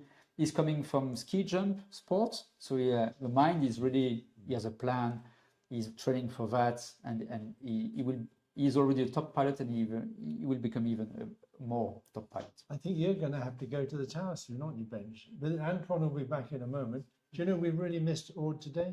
Yeah, I know. Yeah, Aude's been we say hi to Aude. Fantastic commentary all the time she's been here. We really appreciated what she brought to the race. I was thinking that perhaps Sebastian could just arrange to have a webcam with Aude in the car, and she could make the commentary from the car. That's okay. That's okay. It's the beauty of our sport today. We can manage this kind of commentaries from everywhere. Fortunately, Aude couldn't be with us, and we missed that, and we really appreciate what she did for us during the week. The race is not over. No. I need to leave you. Yeah, you need to start thinking about it. Antoine will be back in a moment. That's okay for now. And we shall see how it unfolds. So you this is take the race to the town with you? You yeah, to see it? yeah, sure. So this is Sailplane airfield. So you can see just on the right of Lima Bravo, Kevin Ford, who is leading the race for now. And it's quite also famous area because you can imagine that sometimes some wind is coming from the south and also from the north, exactly here in this, we call it a clou in this area, it's a nail. And yeah, I hope it will make it a nice story for Kevin. Good luck with the finishes, Ben. We'll change sides, Antoine, at the same time because I prefer. Yeah, for sure. On this side, here we go. Let's go. Well, so we come back up to speed now. We have Kevin and Adrian pushing away. They went low, but they're climbing up now. Kilo Whiskey's decided he's going to break away down the middle. And there's Max and Christoph together on the left side. And you know, Stanislaus caught them up. Okay. He's standing there and said, "What are you guys waiting for?" Yeah, I love it. I was dead back there, yeah, and you went past above me, 1,000 meters above me, and now I'm with you again. And also in here we have Tils. Tils is there with them. Yeah. We have Conrad in there with them. Vaughan's in there with them, and Arne. They've done something really good, which we've missed. They've picked up somewhere along this leg a lot of distance, a lot of altitude. Yeah, and you know, seeing Telly in this position is really nice as well because he's done very nice flights. He's been on the 10th place 1 or 2 times already, and he deserves to have a point. He's got 0 points with Robin Clark, so he deserves to have something out of this event because it's run really nicely in the Alps. So 5 minutes ago, we're looking at will Kevin and Max and Christoph win this easily, and now it's not so obvious. Yeah, some of these guys are going to have something to say about this. 2,300 meters we're seeing here. If Kevin and Adrian can find a really nice climb now, then I think this game over. Yeah, they need to escape. Yeah, if they can pull it off, it'll be game over. But if they don't, and Max has got that extra 400 meters on top of Didier. And 2 Lima's gone off to the left. He's decided, Christoph, he's decided that there's probably a slightly better route. They're flying under cumulus now. Okay. So it's more obvious it's more obvious to them where the energy lies. There was where Kevin is, there was kind of a convergence line on the webcam a few minutes ago. What I liked when I left, Kevin Ford was still with Max Ace just behind him. And I've seen him push and attack after Colperti, actually. And I was like, if he wants to be the world champion, he needs to attack at some point because this Max is second behind him. He's not the world champion tonight. So I'm very happy for him that he's taken his chance. No regrets for him, I believe, tonight. It's good. But if you want to win the competition, over the 6 days of competition, there are days when you have to take the chance, and if it comes off for you, then you have a good chance. If it doesn't come off, then there's no chance. But if you don't take those moments, then you're not going to be at the top. Exactly. And you know, Kevin has been flying very well for the past few days, and he has taken his chance on quite some occasions already, and he's had a good instinct to do it on the past few days. So. And don't forget, India said on the grid walk, I'm going to give you the GoPro again today because every time you get the GoPro on board, you're winning the race. So it's pretty fun. Well, if Kevin did win the day today, he owes India quite a lot. I guess so, you can pay. You don't have to be superstitious in order to understand that. So we're seeing a little bit of coming together here. So Christoph's gone off to the west of the track. Max has gone down the middle with David there, and Kevin and Adrian have gone off to the right of the track. Nice to see Adrian, Kevin, Stanislaw together up at the front on the last day. And Christoph has gone way, way, way off to the west of everybody else. And again, he's probably following a line of energy, probably following some cumulus. They're high enough to take the turning point from here, but I want to be on final glide. When I take the turn today, I want to be on final glide. Yeah. And the distance to run, once we take the turning point, is, I'm just going to do some calculations. It's 63 kilometers. So Yes. 60 kilometers from Col de Cawa to Rocher de Saint-Jean, which is the reporting point just north of the airfield. and then just 3 kilometers between Rocher de Saint-Jean and Saint-Auban airfield. So it's going to be a fast glide towards the finish line. And so it's about, we have to finish today at 650 meters. Exactly, minimum altitude. So 2,000 meters will be okay. Yeah. 2,000 meters at the turn, and we're looking at with no problem coming home. 1,600 meters at the turn, we're looking at a possibility, but you need energy on the way back. Yes. So they all need to get altitude because they're flying into wind. They're flying into wind to the turn. If they take the turn at 1,600 meters, then they need to find some lift on the way out, but they'll be coming downwind. So it'll be beneficial to them. Big tactical decision here. Do I push on into the turn and take my climb after, or do I take my climb before and make it secure? Quite a difficult tactical decision. I suppose that in 3 Victor's case, he's got the advantage of seeing people on both sides of him. He can see Didier on the left and he can see Kevin on the right. Yeah, I wonder if Kevin is well placed here on the ridge with the cumulus on top. He's like kind of in the middle here, and as you said, the wind is blowing towards his nose right now, just in front of him. A lot of headwind going towards Col de Cap, so it's not easy. You need to find the right position on this ridge. And looking at the shape of the hill, the turning point of the Col de Cap is on the northern side of the ridge, but with the northwest wind, it could be that the turning point is where the lift is. Yeah. It could be to get straight into that zone and climb out of the zone to come home. I'm really looking forward to see what's going to be the altitude of Maximilien and Kevin at the turning point. If there will be a big difference of 200 meters or if it's going to be quite close together. Certainly it's going to be tense here because we've got Kilo Whiskey. He's not got the advantage he had. He seems to have lost a little bit of altitude. And Tulima has gone way, way to the left. The way it is at the moment, coming into the turn, Stanislaw and Charlie Tango and Hotel Charlie could spoil Christoph's day. Yeah, exactly. By pushing him down the ranking, and which makes it very difficult for him to maintain his first place. It's still anybody's race. We're coming towards the end of the world final Sailplane Grand Prix, and we still have no idea exactly who's going to be the world champion in 60 kilometers. It's crazy, right, Brian? Yeah, it's crazy. Yeah. Any of the out of these guys, there's 4 still here who could end up being the champion. You have the goal arrival height for the airfield of Saint-Auban, so Kevin for 1,000 meters below on our calculations to go towards the finish line is on the ridge, on the northeast side of the ridge here towards Col de Cap, and then he's going to go back on this ridge towards the Buège Valley and towards Saint-Auban. Yeah, and that arrival height is calculated above the minimum finish height. Okay. I think we're right, Seb, are we? We're at the minimum finish height of 650 meters or more or less. It's close anyway. It gives us a good guide. Yeah. It gives us a really good guide as to how much. But on previous days, we know it's been a bit pessimistic. Max says has had a very good cloud streak to go towards Col de Cap. Is almost at 2,000 meters. Yeah, so it's really good for Maximilien. And he'll be able to run out it. He should be able to run back along the same cloud streak, along the same route, and pick it up and pick the energy up as he goes. Yeah. Didier's there with him at the turn. And Didier is probably a similar altitude. I think he's maybe a little bit lower than Kevin. Yes, just slightly lower, indeed. So Kevin 4 is the first to turn the turnpoint 5 Col de Cap, followed by Didier Haus and by Maximilien Seyss.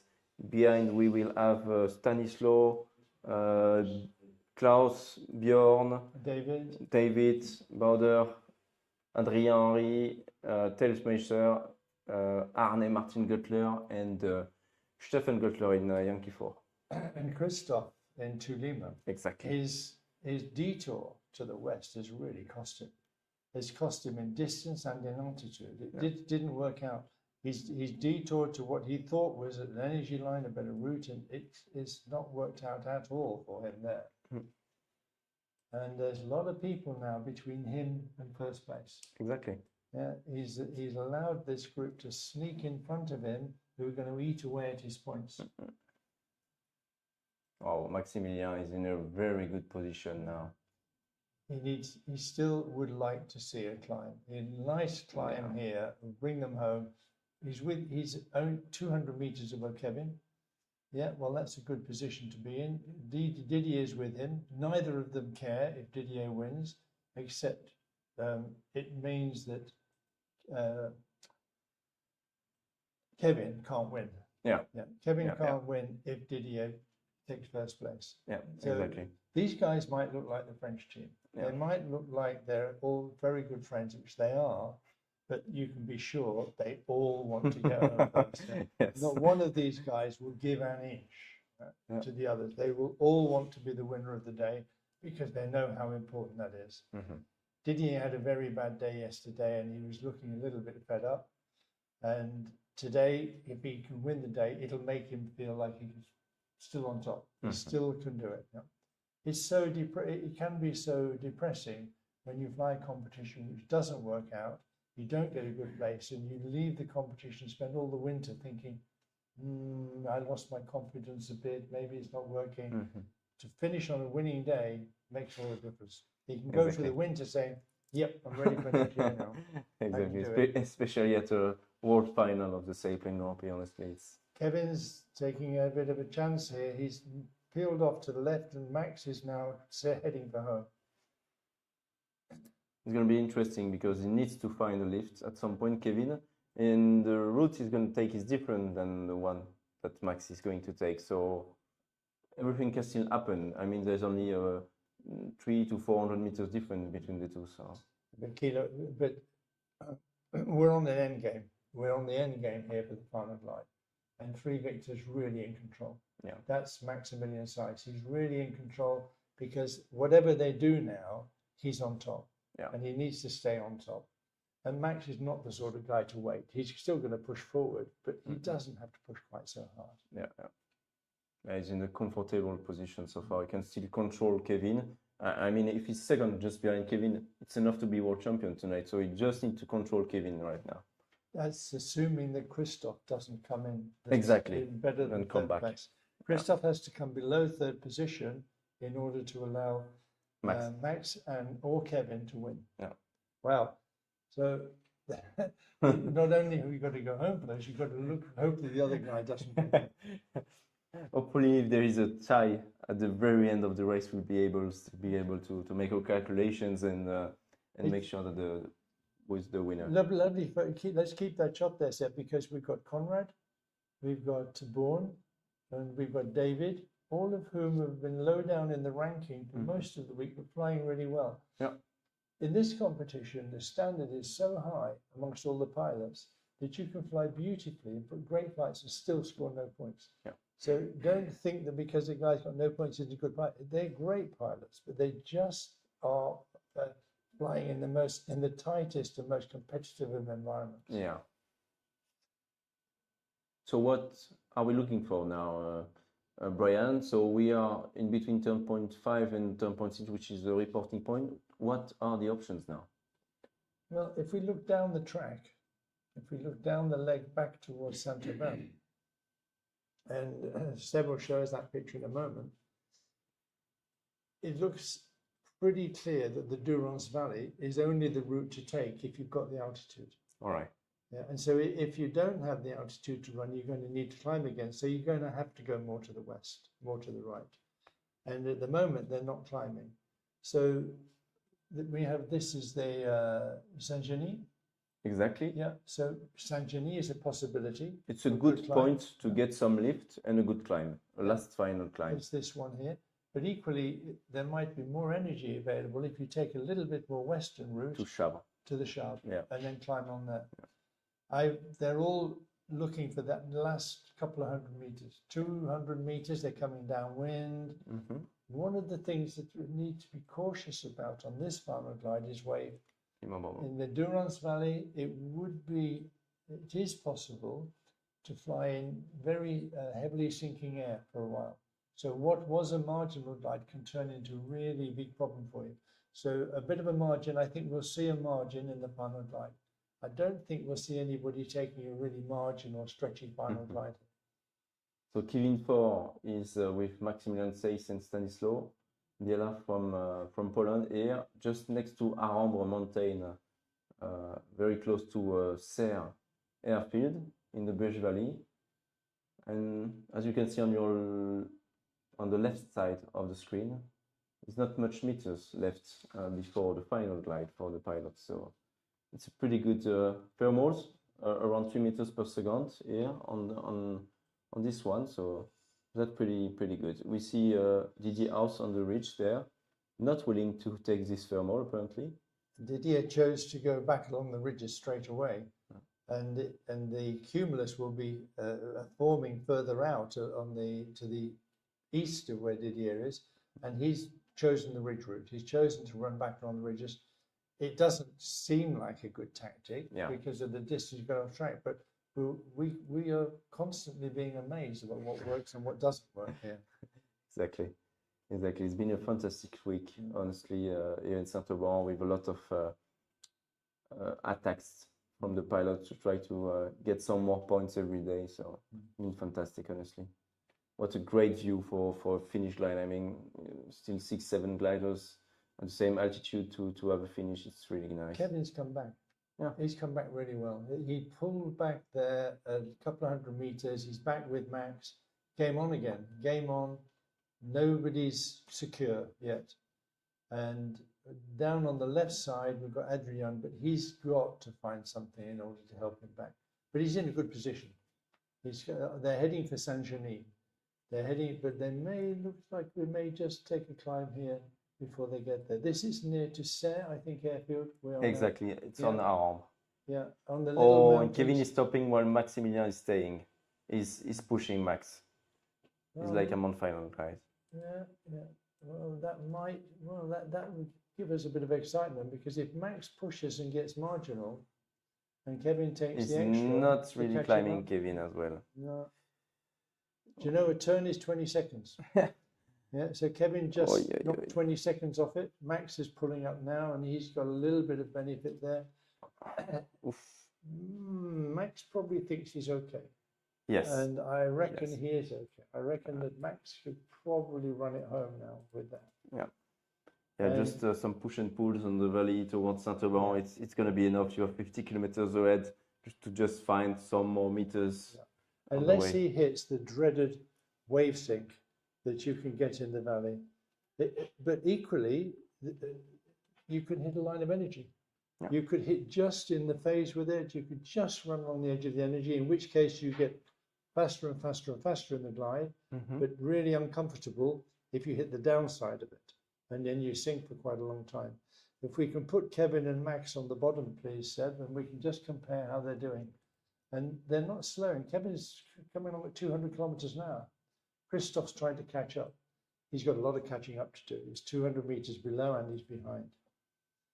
Charlie Tango is in it. I would say that they're all possible final glide now. Yeah. And Tulima just is on the edge. He's not going to be able to put the speed up. He's not going to be able to go like the others. And he's going to struggle to do that. In the meantime, I think Didier, who went off to the west, he's going to find himself dropping out of this now. He's going to find himself not in a position to compete on the glide with the others. Adrian's ridge drawing again. Yeah, exactly. He knows it. He likes it, so it's pretty good. Can we check out Stanislaus? Stanislaus needs that extra height. He's 100 meters short. Kevin's doing really well. He's climbing really well. Is he really flying a JS3 or a JS5? He's really flying it beautifully. And we've got Kevin flying along at 200 kilometers an hour and Max 170. He wants to catch him up, obviously. Yeah, the distance between them at the moment is a kilometer or so, but it's we'll see if it closes up. Very interesting scenario. This between first and second place. Yes, he needs to get ahead of Max to try maybe something else. He's got to get ahead of Max in order to beat him in the end. But he's catching him up. Yeah, he's doing great. I mean, Max is in the Ventus 3. Yeah. Kevin is flying GS3. Don't have the same glider here. So actually, the final glide is going to be quite interesting. Yeah, quite critical. Yeah. Kevin's 200 kilometers an hour, Max is a little bit slower, almost exactly the same height. Yeah. Difficult to believe what you're seeing here. I hope Tilo isn't watching this. It's a tough It's race. Tilo's glider. Yeah. 3 victories, Tilo's glider. Yeah. And Kevin was the same height, and he's flying a little bit faster all the time. That's going to be a great finish. Adrian, really great finish. Adrian's out of it. Tulima Christoph is out of it. He's still pushing Christoph, but He's we too need to low. find some energy. Yeah, and Conrad, he's in it, but he's not competing for the same places. Yes. He's going to come a little bit slower on the glide. I don't know what Christoph's thinking. He needs a little bit. I'm pretty sure Christoph is going to be a little bit too low for the finish. Mm-hmm. Neither Kevin nor Max will want to make a turn. They won't want to turn now. They're going to just ride this out. Yeah. They have. Can you just use the eastern part of Squa and then you continue straight ahead in the valley, probably? I think. Well, we will see. They're going to take any energy they can get on the way, and I suspect they'll get a pull up and some benefit from the eastern part of Squa. Okay. Let's see. Yeah. And yeah, obviously we expect Adrien and Christophe to stop on Squa because they're just at the ridge level, actually at 1200 meters like this. So they'll probably stop to get some more energy before going down to Saint-Auban. Exactly. Adrien is turning right, Christophe as well. 30 kilometers to go and 1,000 meters. Yeah. Roughly. Yeah. That's enough. Downwind as well. That's enough. Speed matters now. Speed really critical because if you fly faster, you come down quicker, you get there faster, but you have a worse glide angle. Yeah. And they're looking at sort of 1 in 30-ish here to come back. Not stopping to climb. Christoph has taken a turn there. He has to take a turn there. He needs another 150, 200 meters to compete. And we have Kevin and Max turning this into a 2-horse race. Slowly turning it into a 2-horse race. Delta Charlie, David, and Stanislaw, and Klaus Kalmbach on Charlie Tango. Klaus isn't trying to have a go at the final glide. Yeah. He's going to go. They've all got energy now. They should all be fine. And now it's a question of speed, glide angle performance, wing loading. All of those things start to really count at this point. Everybody in this competition has to fly with a maximum of 48 kilograms a square meter. It's going to be a great finish. Yeah, it could not be closer. It could not be closer. The information that we have on the screen is taken from GPS, and there can be a fraction difference. Let's keep that distance on there. We have 20 meters or less between them, and it's going to be changing. My God. Yeah. That's really amazing. And are we going to see any deviation of track? Don't worry, folks. I'm sure they can see each other. The glider, the model glider is bigger than the gliders. So when you see them so close together, they're probably a good 20 meters apart, which is very close, I can tell you. Klaus has said, I'm going to have some of this game. I'm enjoying this. I'm going to follow these two home. I've got the same height. I can do it. Same performance of glider. The ground speed is really good, like around 200 kilometers per hour. So 170 indicated in airspeed in the aircraft now. They are pulling just above the ridge here. Coming onto the Jabron Valley. And they will push again. Yeah. Looking forward to see if they are going to use the U-back of Sisteron, but I guess so. So probably we can expect a turn to the left now to go towards Sisteron Valley and then go straight towards Saint-Auban from the valley. So the control point is 3 kilometers from the airfield. There need to be 650 meters minimum when they pass the control point, and they have to maintain that altitude all the way into the finish line. We still have a north wind on the airfield, and it's quite fresh. It's a good 10 knots, gusting 15 knots of northerly wind. So they have a tailwind. They also will be getting an advantage from these ridges. Klaus, Conrad, is it Conrad or Klaus? It's Klaus Klammbach. Klaus Klammbach, yeah. He's about to spoil Christoph's day. Yeah. Yeah, because Exactly. if he comes third, and either of these two guys come first, I'm afraid it will push Christoph off the top Exactly. of the podium. So Christoph had a much better strategic position earlier, which he's lost, and now he's allowed, well, not allowed, but two pilots, and Stanislav probably as well, has crept in there. And David, Delta Charlie, he's crept in there, and Didier is still with it, but Didier is a little bit lower than Christoph. Christoph at the moment is looking like he's in 5th place, maybe At 6th least, place, yeah. yeah. And that puts him off the top of the podium, but he'll probably still be on the podium. Exactly. Yes. Thanks to Peter and Eric Borgman Do you know- failing today or having quite a bad race, I would say. You realise if we have French 1, 2, and 3 on the podium, Yeah, they're going to say it's a stitch-up. Yeah, it's not good for us. I mean, it's not good They're for going to say, hang on a for minute, Sailplane Grand Prix. you only went to Saint-Auban because so you could win it. But that's not been the case. We've seen lots of different pilots perform really well during the competition. Today, if they win this, and if they come in the first, second, and third end, they've earned it. They deserve it. Exactly. I mean, this morning I was expecting at least one pilot from the Netherlands to be on the podium, and maybe at the top of the podium, actually. I had big hopes for Eric and Peter, and well, the first leg was difficult for Peter. He took a big option towards Sailplane, and then for Eric it was difficult on the flatlands to come back to the mountains. We had Dutch pilot first, Dutch pilot third, German pilot sixth, German pilot seventh, and eighth. But they were all there. But at the end of the day, it's changed to in favour of these three pilots who are really fighting for their position now. Yeah. And Christoph is just dropping back a little bit. He's got the altitude to push ahead, but he's a long way behind. Yeah. Can we check out how we're doing with our two leaders now? See where they're going? So Maximilien is slightly above and in front of Kevin right now in the Ventus 3. Show us the distance again, Seb. See if it's changed very much. Same height. 350, 60 meters. Yeah. 300 meters. It's possible. It's possible, but Kevin will need. You only need to fly through a little bit more rising air, a little bit more energy to catch it up. But they're flying so close together.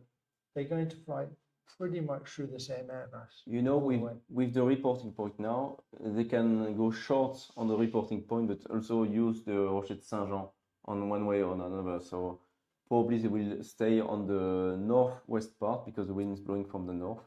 But there might be as well some differences up to down to the finish line. So they'll take the shortest route.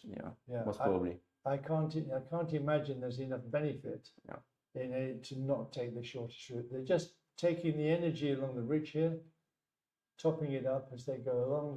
They've got enough height, but it's good rising air along here, pulling up. And well, Kevin, maybe you should. You should go now. Yeah, if you broke away too soon, then you fly in the sinking air behind the ridge. Yeah, and it turns what was a second place into a disaster. Because you're flying in the sinking air into the valley. It may seem like not a good idea to make the detour, but Charlie it really Tango, makes a difference. so Klaus Klammbach, David and Stanislav, they are going this way, straight towards the turnpoint, because they have enough altitude. If you look at the right of your screen, the goal arrival height, I mean, Klaus has enough altitude to reach the finish line. So they've all slowed down a little bit at that point in order to get some advantage in the energy, but they didn't make the detour. Kevin could have pulled one off there. He could have gone straight. Yeah, he could have tried something. Yeah, exactly. So the pilots are on their way to the reporting point right now, and then there will be 3 kilometers to join the finish line, sponsored by OGN, Open Glider Network. And now we're seeing another twist in this story. Charlie Tango sneaking in between 3 Victor and Lima Bravo. Yeah. Yeah. It's gonna make it hard. Yeah, Klaus is spoiling somebody's party here. Yeah, and he doesn't mind. No, it doesn't mind. Apparently, he doesn't mind. Yeah, well, he's got to get through without any penalties. Yeah, and Kevin is 100 meters higher, so we might have a big very push. tight arrival at the end of the race now. A big push. Yeah. And Klaus is underneath Max. We'll look right. Can we just put them on the side again, please, and just see what the difference is? Or maybe a little bit more behind. Stanislaw is pushing. There we go. They're pushing. Kevin is pushing, but they're really going to be hard pressed. He's using his altitude to speed up. Put Kevin and Max on the bottom. These are the ones that we were. Yeah, Kevin's doing 270 kilometers now, Max 260 kilometers Awesome. now. Through the turning point, the same height, Lima Bravo and Charlie Tango, exactly the same, but Kevin's got the speed advantage. 260 kph ground speed, and Kevin is going to overtaking by the right. And he had just another 20-30 kilometers now, which gave him the advantage. We will need to check Maximilian Seis altitude because I see him below 650 and 640 meters. We know that on here it can be different on here. 3 Victor, he's coming home first. Max doesn't normally get penalties for the finish. Well done, Max. Well done, Max. He's good. Daily and winner. Kevin's in second. Do you know that gives them the same points on a tie break? Yeah. Yeah, we have the same points, and our Angel, you made a calculation for us that if Lima Bravo and 3 Victor finish together, which one was going to be ahead on the tie break? If 3 Victor wins, he's world champion. They're champion. Yeah. If Lima Bravo wins, Lima Bravo is the champion. Yeah. So if there are no penalties, and yes, if Max has got it, he's had 2-day wins. Yeah, exactly. And so he will, on a tie break, he'll take the top position. Yeah. We better look back and just see what's happened to Christoph and the others. Here we go, to Lima. He's coming in now. Look at Adrian. Eh? Awesome. Doing a great job there. He's a great So we've had third place for Charlie Tango Klaus Kambar for 7 points. Yeah. Christophe Abadi, Adrien Henry, and Fox Mike and Kilo Whiskey, and we see just Klaus landing in front of us right now. And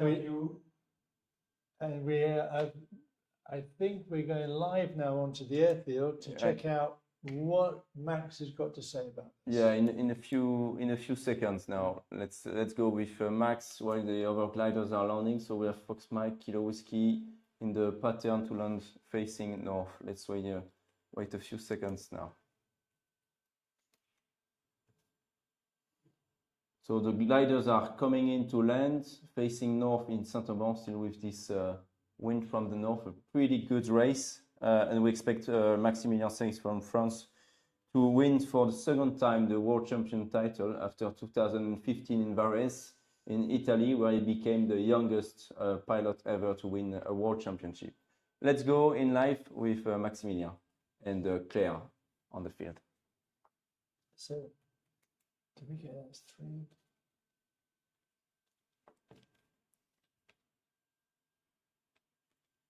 Not yet live. Max, sorry, I interrupt you a few seconds. Congratulations. Thank you. The final. What's it? Wow. The last kilometers, you mean? Yes. I thought when we turned the last turn point, I was I saw on the screen where the others were, and I was fairly confident I could make it because I was about 300 meters above Kevin and all that.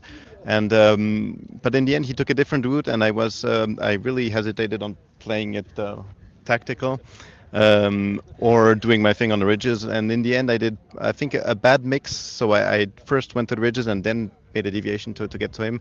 So I actually ended up being a little bit below him on the last thermal, just very slightly. And then we left the thermal. I saw him do one turn again, and I figured this is my chance. And exactly like 10 years ago in Varese, that's kind of this decision not to make one more turn is what made me slightly in front of him and ended up having me winning. So scenario I appreciate and remember from a few years back. So I can imagine. And winning at home, how does it feel?